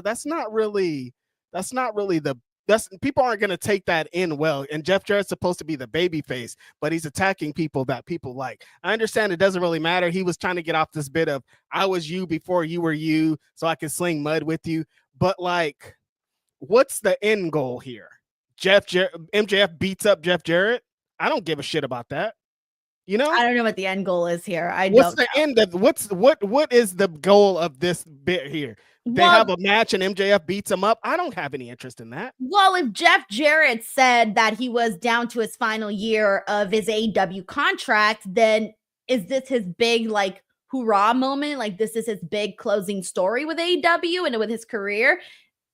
Will MJF be like the one that's his last feud? We're doing the Sting thing with Jeff Jarrett, I guess. If that's the way that you want to use the fucking franchise player who we don't have time to waste with, MJF, when we should be locked into some main event level shit. I don't really know. This detour with Jeff Jarrett is just not really moving me. I understand there's stipulated, like Jeff Jarrett last year, I want to work with somebody that's top notch. I want to do all this, but like MJF should be used somewhere. MJF should be used. That's all I'm saying. Right. I love Jeff Jarrett. He's great. He's amazing. He should be featured, and he does a lot for AEW, but should he be in with one of the top guys here? I wouldn't. But they definitely look, though, if this were to be his last feud, though, I do get why they would choose MJF for that. And I do get why they would be giving it this time if that's the last story that he's planning on telling. Mind you, he's been in the business for forever. It's been on TV longer than I've been alive. It's a fact. But would you give those same two guys fucking 17 minutes on TV to do a promo? Was it 17 minutes? Like, it didn't need to be it's fucking long. Because, because you mentioned like, they're throwing shots at their moms and their girlfriends and stuff. I mean, they first threw shots to each other, and once they ran out with that, it was like, well, how much lower can I get, right? I guess. I'm just like, if you guys are gonna throw shots, why do women have to be the whores in this? Who are you? Who are you guys? I don't understand it. I did like when they got past that, when MJF got serious and he's like, I'm this guy. I like that bit. When he gets into MJF mode, he's the best fucking mic guy in AEW by far when he gets to that point. But it always takes so much to get up to that point. We have to like weed through all this kind of okay shit to get to the fucking real meat of this. But when you get to the real meat of it, it's heat. And that's just what I want to see more of. I think the reason why they go with that is because it's always so insulting. Like, how dare you say that about my mother? How dare you say that about my wife or my girlfriend? And that's why they Your mother's a whore. It's like, all right, dog, come on. It'd be one day would be funny if someone goes, you know what? I would call your girlfriend a whore, but we know that she's not because you're the whore. You're the whore. You're the whore. You're the whore in this. You're the call boy. You're not. There's not a call girl. You're a call boy. That was the word of the day, by the way. Call girl. Call girl. Your mom's a call girl. I would have been like, who's she calling, bro? Yeah, like people don't be. She could call her a text girl. Maybe she'd be sending them nudes, but like call girl. What does that mean? I don't know, but it's like I said, it's maybe the more polite version. I don't know. Is call girl more polite to use? in the 40s, like people don't even know what that is. Like if you say sex worker, people understand, you know, Right. prostitute, I don't know, something, but like call girl. I understand call girl Pull though. your fucking girdle up. Like that sounds like something they would have called fucking Marilyn Monroe. She's a call girl. I can't believe she's out here corrupting our streets. See? Call girl coming in with a corset, a little umbrella. Yeah, I called her. I like dialed her up 50 on my layers of rotary clothes. phone, brother. Like, what is this? My horse and carriage brought me over to her. The girdle. Isn't that the Fucking is girdle. that the is the girdle that wire thing that goes around the girls? I don't know. I should know this, right? Like, shouldn't I know this? The fucking girdle. You know those little wire things that go around the dresses and then they put the dresses on top? Oh no. I think it's like the original what do you call it underneath? The Spanx. It's like the original Spanx, isn't it? No, but these are like wires though, Reg, not fucking Spanx. They're not like, I thought they were like something you put underneath like your big dress. No, I don't know. I'm I don't trying know. to see if someone knows the name of that. Is it not a girdle? I don't know. I don't think I really know what a girdle is. No, a girdle really is the Spanx. It's like Spanx, right? Yeah, original Spanx. Yeah, and it's not a corset. No, it's those. Mhm. Damn, it's those wire things. I don't know what they're called. They're like but wired Spanx. They're not Spanx though. They're literally in the circle. What do you mean in a circle? Like they're wires. What do you mean they're wires? Or Is it to make your cords, dress look fluffier? Like I don't get what the Yeah. point is. Okay. Someone says it's called a bustle. Let me search it and see if it's a bustle. Bustle. Bustle. Oh, it just took me to something else. Bustle dress. I brought this kneeler over and she had a fucking bustle underneath. That's It might crazy. be a bustle. Yeah, I think it's a bustle because it gives you that little extra Oh, like it makes it look like perks you- you. Yeah, no, it's like the ones that they used to wear like back in the day. Gotcha. See? Okay, so there you go. How A did little we bit get of on girdle topic? history. All right, so that's how I imagine my call girl with a bustle, a corset, an umbrella, a big little hat with a little bow in the bottom. I'm a call girl. I'm out here turning tricks. Don't tell the authorities. Oh man. But yeah, so Jeff Jarrett brought back the call girl. All right, let's keep it moving here and see where we're at with everything that went down here on this show. All right, we had Sheldon Jackson who says Hobbs had a good showing, but another Moxley bloodline match to retain the title. AEW needs to end the Death Riders ASAP. It ain't working. They're getting to Nightmare Collective levels of just bad. I didn't want to mention the bloodline thing again because we really went so deep into that last week. But today I was thinking that during this match with Hobbs, with When Yuta everybody came going out. in, I was thinking about I couldn't get out of my mind. And I was gonna say it earlier, but I decided to keep it to myself. But now that Sheldon Jackson put it out there, I gotta second it. Yeah, when Yuta came out and hit the knee and then the Marina bit, I was like, dog, we can't have this every big title match. It's gonna get old, and it's already so old. I want to say it, Reg, Say it. but I know everyone's gonna yell at me. No, say it. It's the Timu bloodline. Ooh. Tough one. It'd be really tough if you were lying, Denise. Like if you were like way off, I'd be like, don't say that, Denise. But like, you guys. I know. It's I didn't want to fucking be. I didn't want to Timu have to bloodline, say it, dude. but that's what I was thinking. It's like you know what they're trying, what they're going for. You know what I mean? Like they're just not hitting that mark though. And they're like, we're gonna keep trying, but I'm like, this isn't the way to get to it though. No, but I Damn. couldn't. I'm sorry. My brain is just like I can see what they're doing or what they're trying to do rather, and now I can't help but connect the dots. Ugh. It don't have to be this Yeah, way, dude. I'm gonna get yelled at. All right. You did. That was Denise Salcedo. This is her. This is Instinct Culture. This is her brand. Damn, Speak bro, put out Now. my address. She lives at 555-9999. They're gonna take me out right now. Some like Death Riders hardcore fans about to come in here and be like, Yeah. "The fuck you say about I that?" don't want no parts of that. It was all Denise. Wild. All right, Vasco says women needed more time and competitors fun though. And we'll get to that in just a second. We got the infamous Raider Loco here who says waiting on Camille, but damn Megan, oh Lord. Luke Thornton says Swerve to win the title from Mox, then Darby Allin. I don't know if they're gonna run back Swerve so soon though. Look, Luke knows what he's talking about. This is the way to go right here. Get Swerve back, one of the hottest wrestlers in the brand. There's a couple of ways that you could go, Luke, because like Hangman could be slotted right in there. Like same thing. Like we can build Hangman up in 3 weeks, Denise, and make him world champion, and that shit would hit hard, you know? Let's all boo Terry here. Says Shibata and Hook and Joe for AEW's Trios Champs. TK, book it.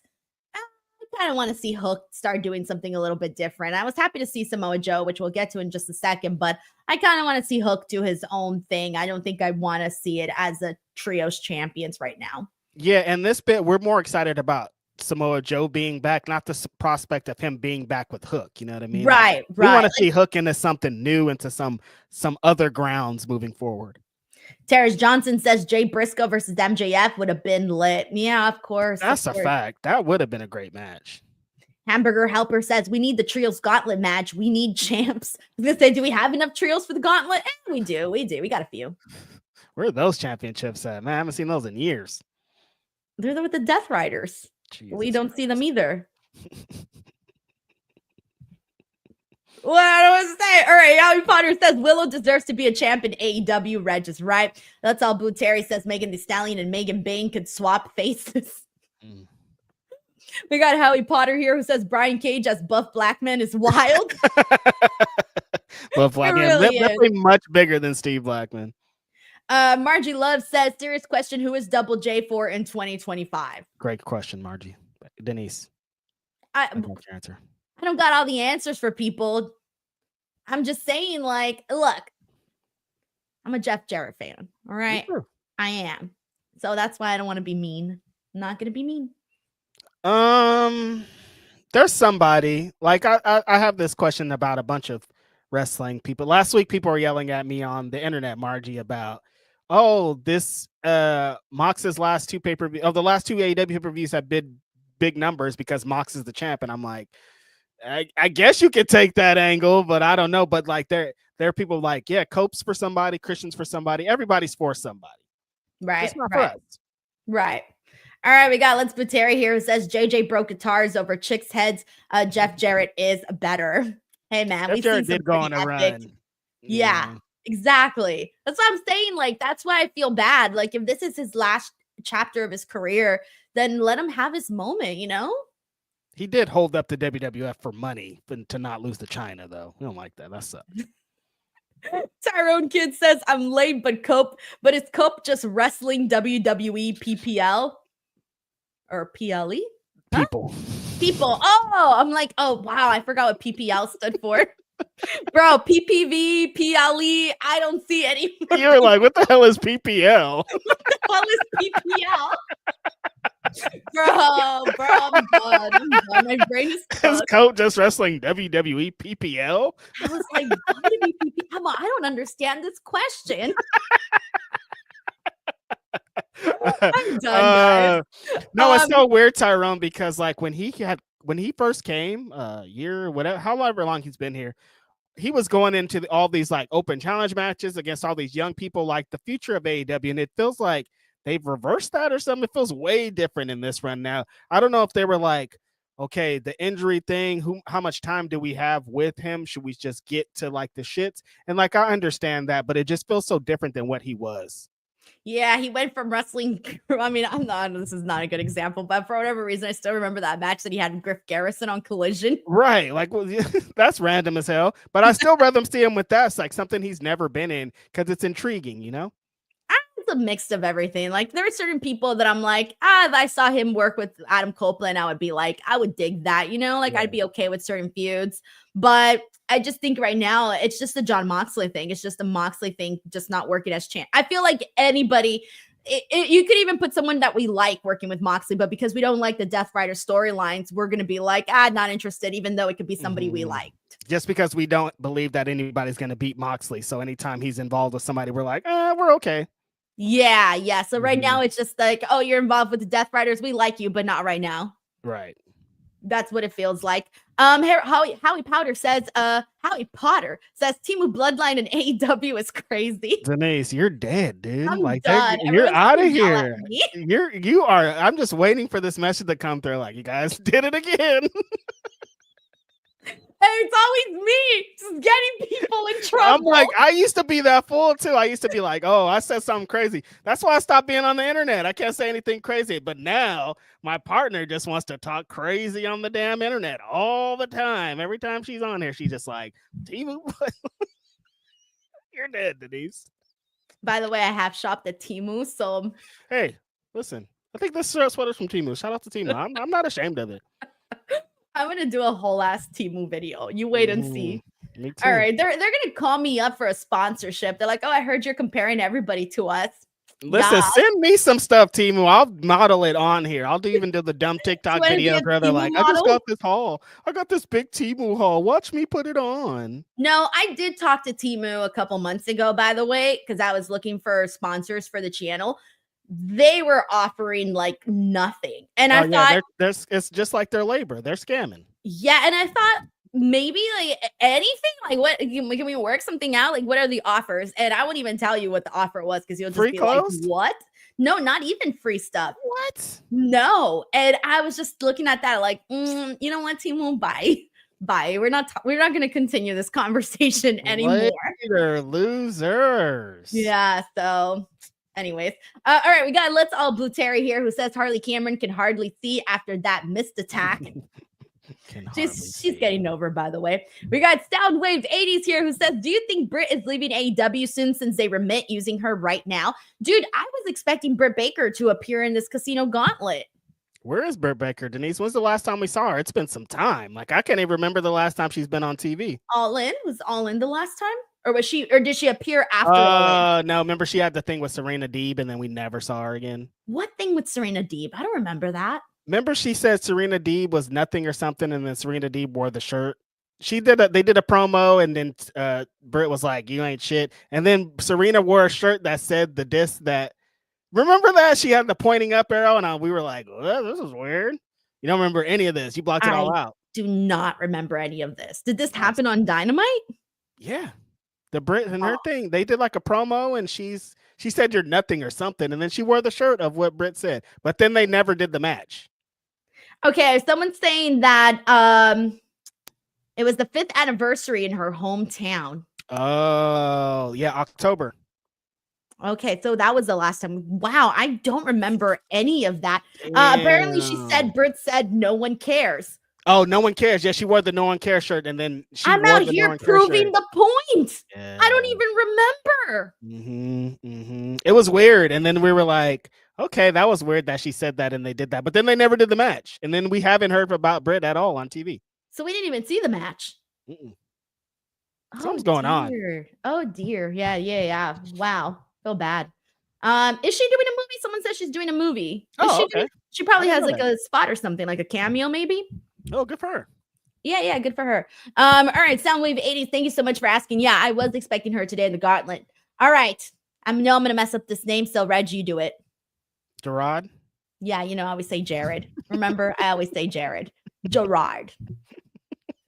Says, when is the Death Riders angle going to end? Is Tony Khan aware that his audience are tired of this and the rest of the fans want change? Look, Tony Khan is very much online. There's no way he's not aware, right, Denise? There's no the attack that was coming through with that 12-man match for Collision, it didn't happen under AEW's account. It happened under Tony Khan's account. Right. Yeah, there's no way he didn't see that. If he's not aware of this and he's so aware of the other things, I'd be very shocked. But I just think, like, I don't know, man. Like, you want to, if the talent's coming in, you want to please talent, you want to please people. Like I said, they have done better numbers under these guys. Like, it probably feels like something you maybe want to ride it out, but there's no way he's not aware. There's no way everyone isn't aware, Yeah. Thank you so much, Gerard. We got Let's All Blue Terry here who says, if only Blue Chew was on Temu. That's crazy. You should not get one from Temu. Get it from the official Blue Chew. With your promo code Denise, by the way. Yeah. All righty, let's go ahead and get back into some of the other topics here on the show. So let's get into the Casino Gauntlet that we got here for the women. Chris Statlander and Jamie Hayter kicked it off. Of course, Mariah May was on commentary. We got a surprise appearance by Megan Bain, who made her AEW AEW debut, looking absolutely phenomenal. We got Julia Hart, who came in right after that. She was the fourth entrant. Then we got Willow Nightingale. She went in there as well. And then after that, we had Toni Storm. She was the other person who came in, and I believe she was the last one, right? I'm not missing anybody. Oh, Harley Cameron. Yeah, Harley Cameron. Can't forget Harley. And then I think that was it. So those were who we got here in the Casino Gauntlet. And this match had some good moments. Like Megan Bayne looked absolutely great, and that she looked like a million freaking bucks. During the matchup, I remember telling you, Reg, that I was watching Mariah May on commentary, and I kept thinking, damn, she should be wrestling all these girls. Every week she should be wrestling one of these girls. Why is it that we don't often see Mariah May on TV? Like, she's always, for weeks, they had her cutting the same exact promo backstage until we finally got the Mina match. The Mina match has been like one of the best things she's done, or the biggest thing she's done since winning the title, aside from the Thunder Rosa match too that she had. So I don't know. Personally, I kind of feel like they could display her a little bit more, give her that oomph presentation, because she is the champion. And Toni Storm wins. She did it with she rolled up Julia Hart for the win. Yeah, I think my only issue was the time. I think, like I was saying during the watch along, with how they built up this show and this match, and Mariah's going to be at ringside and this big stakes. Like, I thought they were just going to put a little bit more time, a little bit more emphasis on what was going on. But beyond that, I think if you're looking at this division and the contenders for Mariah, if these are the contenders, we are beautiful and golden for some months moving forward. If you got Tony, Chris, Jamie, Megan, Willow, like, these are some heavy hitters. Julia, like, when everybody was in the ring, I was like, okay, beyond anything, this is a great number of women who can lead this company forward, who can be in the big championship matches, who can be champion. Like, what they represent for this division moving forward, I think is a great sign. Megan Bayne, like you said, looked amazing. She looked big. She looked like a great presence. The fans knew who she was. She made like a great impression coming off of that. And when she was in the ring against Stat, and in the ring against Jamie Hayter, and in the ring against Willow, all these people we want to see her against, it felt like, damn, this is a great place for the women's division to be. It felt a little bit abrupt, like they were having a bunch of great stuff was happening. Women were exchanging things, Willow and all these people were fighting. And then Tony comes into a big pop, of course, and then they kind of like rush. And then she just rolls up Julie, and that was it. It just felt like a little too abrupt, but it was kind of a victory that we expected from Tony. That's who I kind of picked to win this. But I think, like I said, coming out of this, my thing was, damn, this division looks great, and I'm excited about what's going to happen moving forward. Now, this match isn't until February 15th. That's a long time from now. That means for the next several weeks, we're going to go back to Mariah May and Toni Storm. So I'm curious to see what new stuff we get. Of course, right now, Toni's not doing the timeless gimmick. She's doing the I'm a rookie, and I just got here to AEW. So I think that new element could make it feel a little bit different from the first thing that we saw.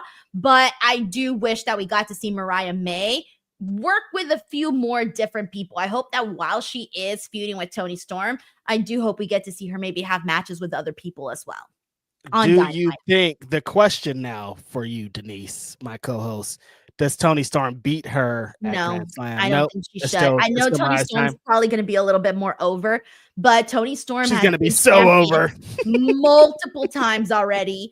Mariah May, and I think instead of just focusing on Toni, I think they need to not give up on Mariah May. Right, you're right. Yeah, I think Mariah up on her. Mariah needs more. Just like you're saying, she needs to be presented more. She needs to have more matches, and she just needs big wins. And like, she beat Toni at All In, but there's still there needs to be that rematch where she looks even better and then gets the win to really cement that. So I think she needs to go over too. I think so too. Yeah, I feel bad. I don't want them to cut the legs off of Mariah May's reign as champ, because because we were excited about it. I know I was excited about it. I was excited about seeing her become champion, and she's a good wrestler. Just have her go out there. Like, I think people kind of forgot what Mariah May can do if you're not constantly watching her on Dynamite. Like, I was just watching her on Collision the other day, having her match, and it's like, yeah, we should be seeing this on Dynamite. Yeah, that's the craziest part about it is she's a great worker. Like, when they give her matches and they give her time, her matches are awesome. It's like, you would think you would want more of that. You think you'd want more opportunity for your champion to be presented, but she's a heel and she puts herself and takes herself out of things, and it like makes sense on how she does it. But just let her wrestle a little bit more. I think that'll add more prestige and legacy to her championship reign. I agree. We got Let's All Boo Terry here, who says, does Jacob have a more prettier moonsault than Tiffany? The hubs. I can't put my hubs out there like that. Come on. I mean, yeah, you can't let, you got to be biased, I guess. Like, he's going to be mad if you say Tiffany. I know. He's already telling another man he loves him more than he loves me. What can I say, guys? Every week. They make t-shirts out of it and everything. But no, I think Tiffany Stratton has the prettiest moonsault ever. That's why it's called the prettiest moonsault ever. I love Tiffany. She's great. Howie Potter here says, does AEW have one woman's match quota per show? This show was probably a little bit different just because they had more women on for the Gauntlet. In one match.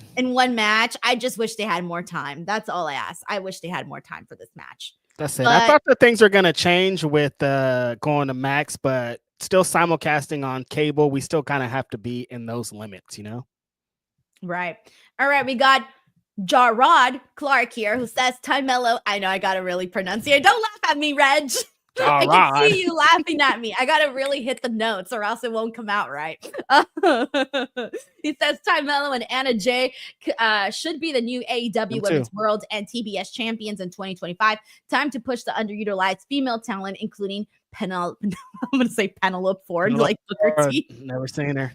We played that clip 3 times today, guys. 3 times. I've never seen her. Ford. Yeah, exactly. Just like I was saying with describing the women in the division, there's still other women on the roster that are awesome. We talked during the show. Someone's like, who was our surprise pick? Athena was my surprise pick, and she wasn't in this match at all. She's still looming in the world. Like, AEW has a roster full of some of the best women in the world. We just got to start utilizing them more. Margie Love says the wrestlers' talents are definitely not the problem in AEW. That's a fact. We got Let's All Boo Terry here, who says Reg, Megan Bain, and Denise sort of look alike, right? What? No, they do not. Let's boo Terry Bollea. Boo. Don't ruin Megan Bain for me, okay? I'm like, let me look at her face. Let me look at her face. Do not do this to me. Stop it. Oh, I know why people are saying that. Why? Why he said that. It's just the dark hair and the eyebrows, but we don't look alike at all. It's just the hair. Hair and eyebrows. Hair and eyebrows. I'm going to ruin it for you, Reg. They do not look alike. Don't bring your big forehead out. Leave me alone. No, take the super chat off the TV. I'm posing like Megan in one of the pictures. I'm looking at her right now. She's posing like this. Terrible. We're never going to speak of this again. We're moving forward, and this is it. This is the last time we're ever going to talk about this. You know what I'm going to do? I'm going to send you a bunch of pictures of Megan Bain, but I'm going to put my face. Dude, don't mess up Megan Bain like this, Denise. I'm going to tell Megan Bain about this. I'm going to put my face in it so I can ruin Megan Bain for you forever. Do not ruin Megan Bain. She don't deserve this. She's just being big and beautiful somewhere, and here you go. That's so funny. Thank you so much, Terry here. But yeah, we do not look alike. All right, so let's go ahead and press on. We got Kenny Omega versus Brian Cage. That was the opening of the show. Exciting to see Kenny Omega back. All right, with that being said, we did get to see Kenny Omega got busted open once again. I think that was, like you said, one of the same wounds that he had from the Gabe Kidd match. But this was fun, man. It was we did see Brian Cage going after that midsection of Kenny Omega for a bit. He flattened him out, laid him out onto the commentary table at one point. But this was a fun match. Cage even hit an F5. I mean, this was pretty entertaining. Yeah, I think that, starting the show like this is so important. Like, immediately getting into Kenny Omega's back. It's Dynamite. Here are the feels. Here are the vibes. He's in there against somebody who's going to bring it all the way to him, and Brian Cage. I thought this is a great way to reintroduce Kenny. It doesn't have to be a 30-minute match like the match you had with Gabe Kidd. It doesn't have to be this epic showdown.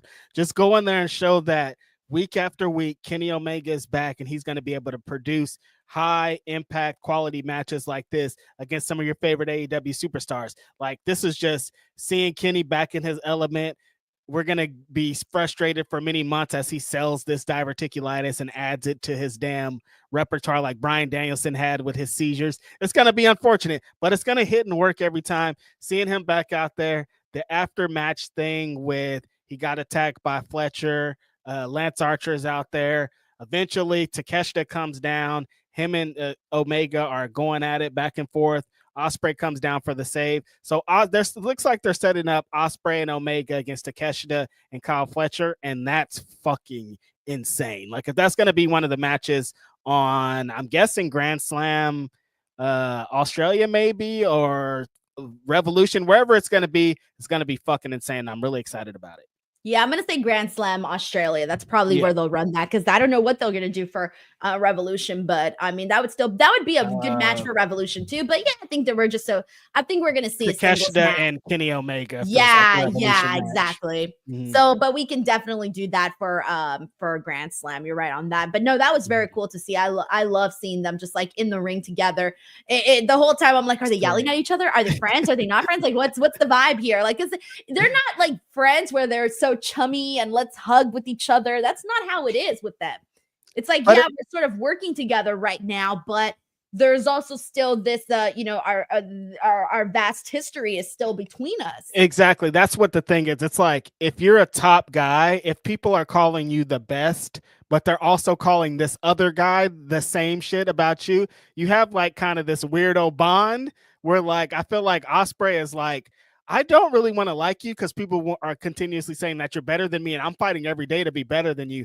But I want to save you from these moments because I don't want you to be injured again. Because again, I want to prove that I'm better than you in a match one day. It's like this kind of like high school jockish fighting for the number one position thing. But you guys are both great, so you need to team up together. It's a great whatever's happening with them, and I'm really excited. That's probably like my most intriguing and exciting part about AEW right now is what they're doing with Osprey and Omega. Yeah, that was so much fun to see. But that's what it is. They're two of the best, but at the end of the day, you want to be the best. So they're both going to want to fight for that spot. We got Web Surfer Guy here who says, do you think we see Shane O'Mac in AEW in 2025? I'm going to say in the nicest possible way, no absolutely not. I'd see Goldberg in here first, and that's definitely not going to happen. Nah, especially after he called AEW cheesy. I'm like, that's mean, bro. Like, Tony Khan said all these nice things about you, put him over on a press conference. He even said we're friends. And Goldberg's like, oh, that product's cheesy. I hated that. That sucked. They were like trying to be cool with Goldberg and all this, and he was just like, he just came and buried him. That was whack. That's no Shane O'Mac. That's so mean. I feel like, okay, if someone is, I mean, for the most part, like if someone says something nice about you, even if you don't like them, you're not going to go out there and be like, oh, well, this person sucks. Even if they say something nice about you. He could even been like, not for me, but to be like, it's cheesy to try to put like something on it was weird. No, because even if you say, oh, it's not for me, be like, oh, so like, is your taste so high and mighty that it's not for you? That's what it feels like. Just lie and say it's good. There, just lie. He's a wrestler. You know you can lie. That's all that y'all do is lie. Now you can't lie. Now you want to tell the truth? That's crazy. Yeah, it would have been a non-story. If he said, oh, it's good. It would have. Non-story. Mm-hmm. If he was just like, I like it. Or like, I haven't seen much of it. Like, that would have worked way better or something like that. But for him to be like, it's cheesy. It's like, what? Okay, a good way to go around and answering a question like that. Be like, oh yeah, I've been really wanting to check out a lot more of AEW. You know, I'm so busy raising a family. Switch it into, something with your family. I don't know. Yep. No one's That's the easy way to get out of it. Listen, I got a kid. He got football games and shit. I haven't seen it. And people have been like, oh yeah, that makes sense. You're a dad. Yes, exactly. See, we got to do media training for these people sometimes. Margie Love says, I felt a type of way when Don Callis was kicking Kenny. Bro, Don Callis was going to town on Kenny there for a second. No, Don Callis had some built-up hatred from when he got assaulted last week by Kenny Omega. He definitely got his lick back. Them look like some extra strikes he was throwing out there, and I'm not mad about it. Let's All Boo Terry here says Apollo Crews would fit better in AEW or on TNA. Yeah, I agree. I've been wanting him to get away from there for a while, but you know, he's having a good time. Yeah, he had a good time in NXT, but then they put him back in the main roster. He should have stayed on NXT. Soundwave 80 says, did you ever play video games? And if so, which games? I did. I'm not a big gamer. Many people know that already. But when I was a kid, my uncle and my cousin used to play video games all the time. And I would feel left out. So every now and then I'd chime in for a game. So these are the games I've played. I played Grand Theft Auto, San Andreas, and Vice City, Resident Evil. I played Final Fantasy like one time, and I'd like to play Final Fantasy because I like their skirts. Their skirts were my favorite part of the whole game. And then I played Mario one time, that other game that comes with a bunch of games in it. I played that one. And then I played Sonic one time as a kid. Oh, I played Manhunt one time too. That was very violent. Scary games. Like, where do these scary games come out? And I think that's, oh, and then obviously like WWE games. I played those a few times. Mm-hmm. And then that's it. Wow, Denise. Denise is not really a video game player. She's not a gamer. At all. At all. I don't like it. I have an Xbox. I was actually just thinking about downloading Xbox Live, whatever, to download the games because I want to download that game, Saifu, I think it's called. It's like a martial arts game. I played all the games that people like, you know, Madden and 2K and Modern I played FIFA one time. FIFA, that's a good one. But I don't play as much as I should or that I want to. Sometimes I play and then I'm like, I don't really like video games that much. It's weird. I have like a thing. It's like me with eggs. Wait, what's wrong with eggs? Sometimes I hate eggs. I think they're the most disgusting thing ever.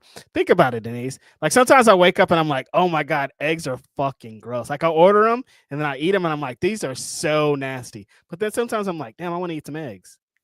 Reg, want to know something? Mm-hmm. I don't know if I've said this on a show, but do you know that I eat eggs every day?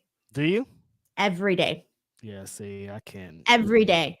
When I used to live with my grandma, she was like, Denise, we need to have a talk.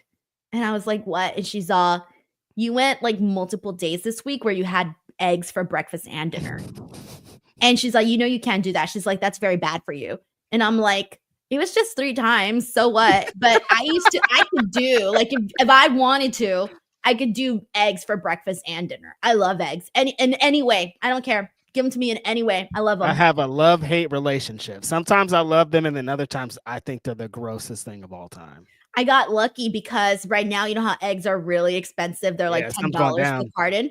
Mm-hmm. My husband's mom works at like a meat factory, or I don't know. I guess they do like more than meat, whatever. But she's got like access to wholesale eggs. Oh, damn. So we got 120 organic eggs. That sent is to us from so many eggs, Denise. Yeah, I think obviously I gave some away to like my mom and the kids because I can't. Like I'm talking cartons of like eggs, and she paid like $60 for them because she was able to get them at her like employee sale, which is you get the regular wholesale amount that you would get them for. So instead of paying $10 for a carton of eggs, I think it was like $4 or $6, I think, for a carton of eggs.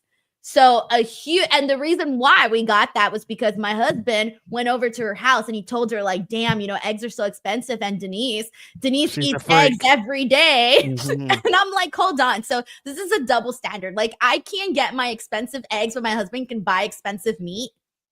Meat is way different. Yeah, meat's so expensive. But I love eggs though. I want my eggs, Reg. I'm Get willing some to pay chickens in the your price. backyard. What? Get some chickens in your backyard. I thought about that. I was like, what are the chances of putting 2 little chickens in my backyard and get me some eggs? Fresh organics all the time. They're disgusting though, honestly. No, they're great. I love eggs. When you think about what they are though? I try not to think about it. If you think about what and they are. And if I think about it, it's still delicious. Like a baby bird, you're cracking it into a pan to fry it up. Oh, I thought you were going to mention the other thing. What other thing? Oh, then maybe it's a myth. I don't know. I'd rather not say. I'm gonna make you hate eggs even worse. They're awful. So it's not. I mean, it's going to aid what's already going on. So anyways, I love eggs. Shout out to them. I don't know how we went from video games. Oh, because I said I have a love-hate relationship like eggs. Gotcha. Oh, yeah. Howie Potter here says Denise should be Goldberg's PR agent. I thought about that. Like in my future, be a PR person. That could work for you, Denise. I think you'd be good at that. So. I think I'd be good at it too. I've thought about it. Terrence Johnson says, did you hear about Chelsea's Undivas Open Challenge as an idea? No, or US Divas. Sorry, I thought I said Undivas. US Divas Open Challenge. I did not hear about that. No, I didn't hear about that. One of those women should do an open challenge with those newly won belts, though. We got Let's All Boo Terry here. It says AEW don't need to sign Goldberg. TK signed Gage. Oh, Nick Gage? No, Gage Goldberg. Oh, his son's name is Gage? I didn't even realize his son's name was Gage. Just know him as Goldberg's son. Nah, Gage Goldberg. Double G. You said, oh, yeah, Nick Gage. That's random. No wonder, Mom. That's really random. Like, of all people, that's what you went with.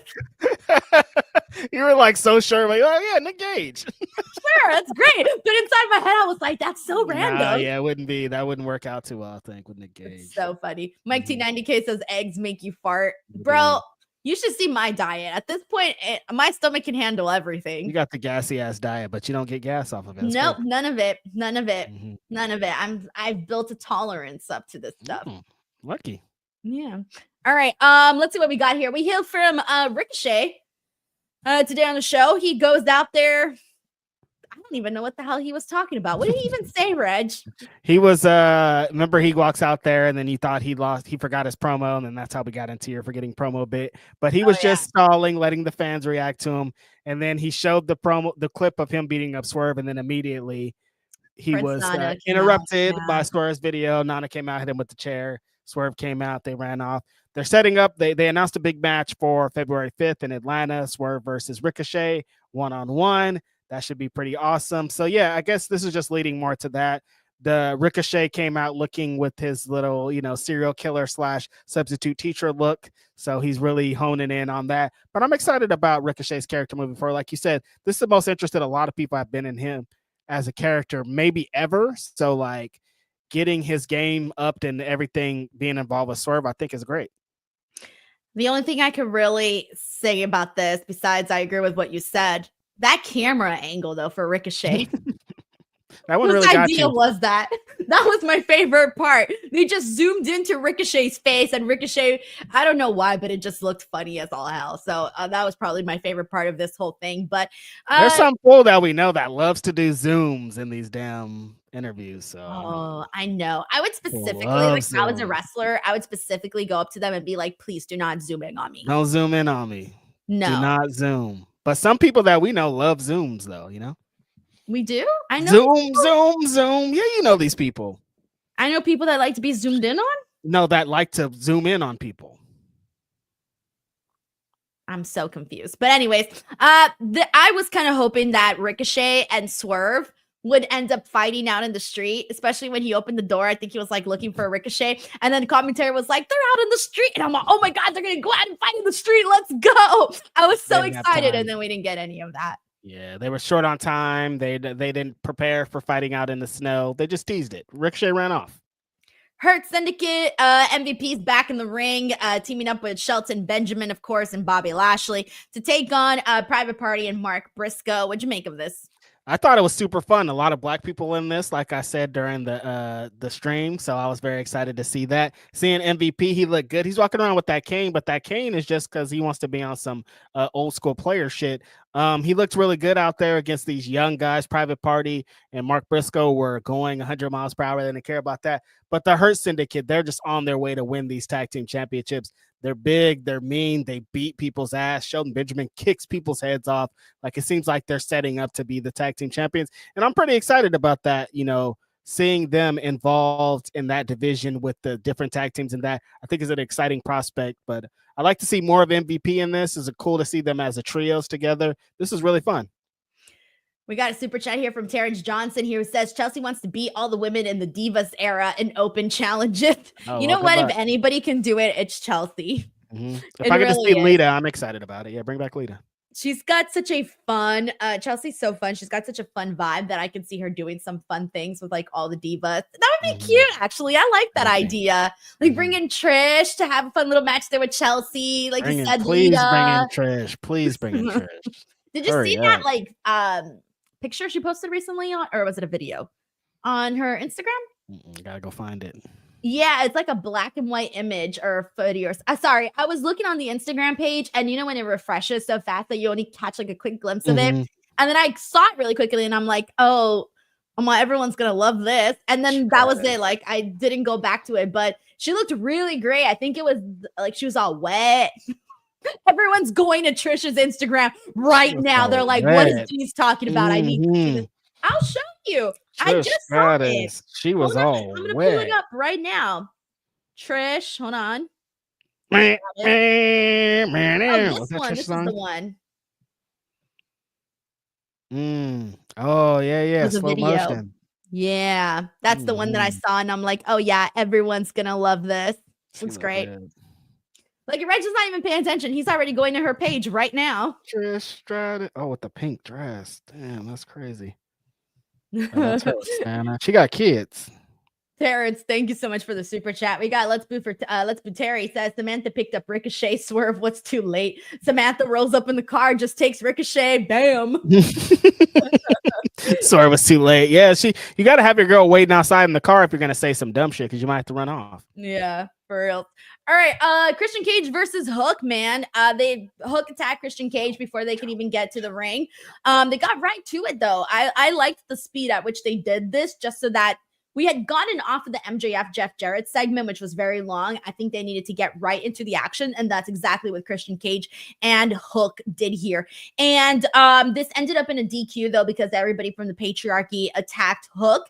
And then we were like, so where's Hook's friend? And instantly we hear, dun, and we hear Samoa Joe. He comes back, and Samoa Joe cleans house, and it was great because we all love Samoa Joe. Yes, so great to see Samoa Joe back in this. Yeah, they started jumping Hook. Nick Wayne, Mama Wayne was there. What's wrong with you? What's wrong with your face? Sorry, Reg, but I have an idea. An idea for what? And I don't care if everyone thinks it sucks. Fuck it. Let's just do it. Samoa Joe gets his title back, takes the belt off of Jon Moxley, holds the championship. Who's my favorite opponent that's ever wrestled Darby? You know it. It's Samoa Joe. You know the matches that they've had. And if Darby were the one to defeat Samoa Joe.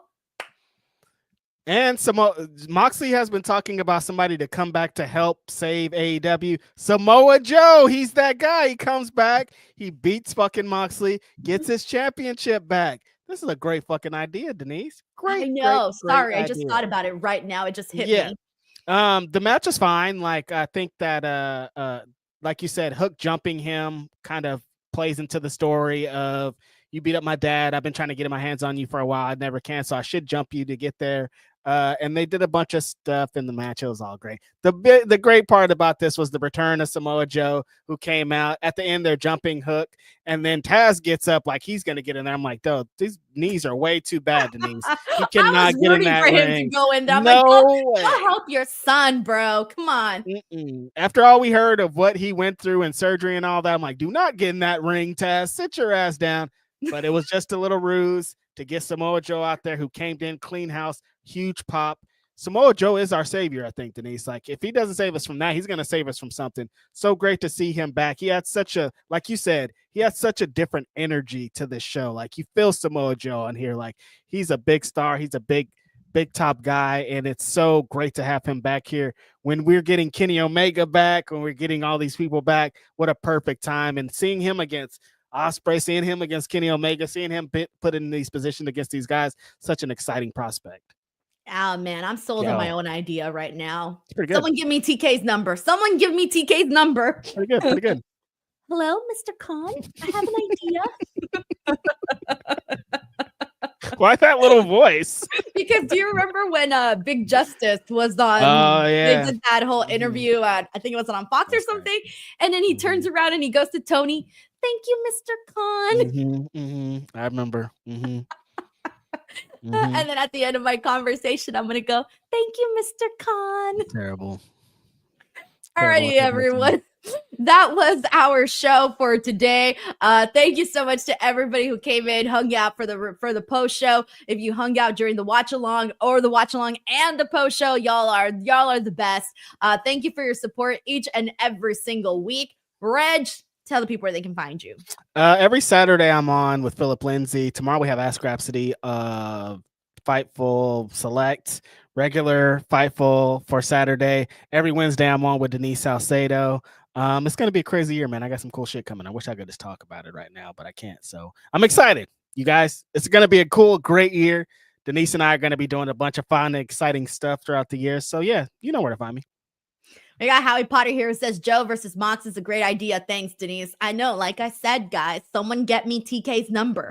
Mike T90 here says TikTok closes on Sunday. You gonna be okay, Denise?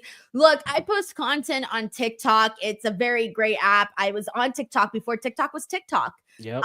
But for, even though I posted content, I still wasn't it wasn't my primary focus. My primary focus is YouTube. Like YouTube's my primary focus. And the reason why I haven't been as invested in TikTok was because I didn't like that they would copyright so much of my content, literally copywriting my interviews with my face in it, where I'm doing interviews with people and they would copyright them. And I would just get so frustrated by that.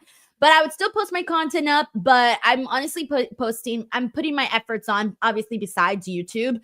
It's Facebook and Instagram, because right now Facebook and Instagram are doing the best at paying their creators. I feel like, out of all of the social media apps, I make the most money with Facebook and Instagram.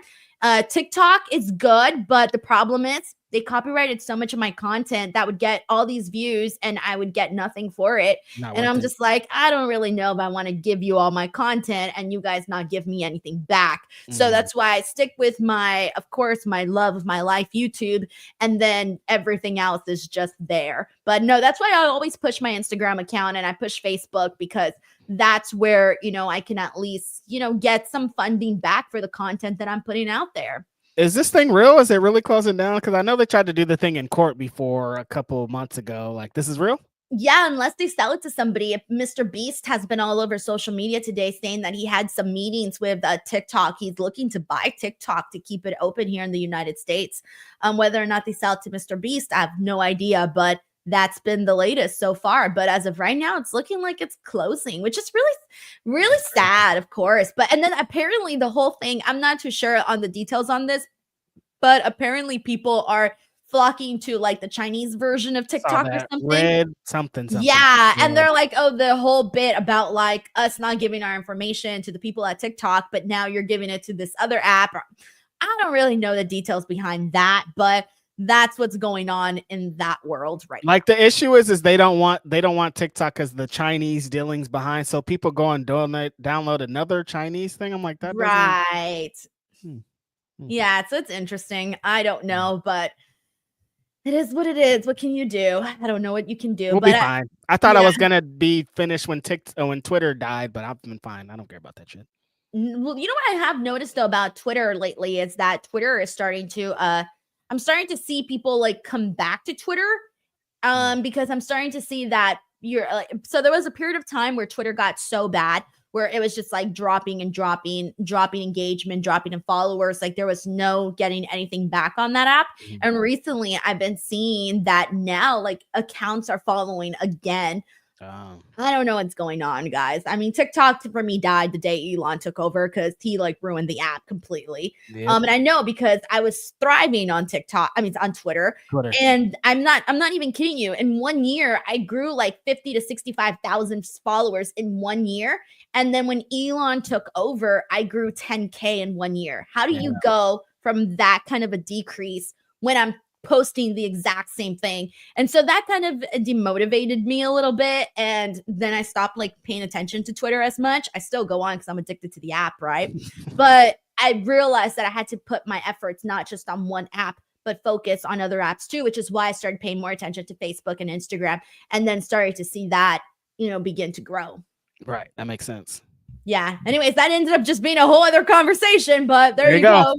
Let's be Terry here says when The Rock arrived at NXT last week, did anybody notice him park right by the WWE truck with Hogan's face on it. The Rock muttered, "Stupidest mother effer." No, he did not. I feel like I was seeing that everywhere. I feel like everybody would have been talking about that if he did that. Right. I didn't notice that at all. So I think if we didn't notice it, we would have seen it by now on social media, right? Somewhere. That's funny. Alrighty, everyone. Now that is our show. Thank you so much to everybody coming through. Please support Reg and I on any of the social media apps since you just heard us talk about it. I'll be back here tomorrow, actually. I'm doing a Royal Rumble history trivia game for Kahoot. If you guys want to check that out, I'll be here live doing that. Friday, I'll be here for the SmackDown Watchalong and review post show. And then Saturday, I will also be here for the Collision Watchalong. Please do not forget to check out the Royal Rumble videos that I just posted. I tried to predict each and every single entrant into both the men's and the women's Rumble. Check those out. Those videos are up right now. More videos to come soon. Thank you guys so much. Bye, everyone.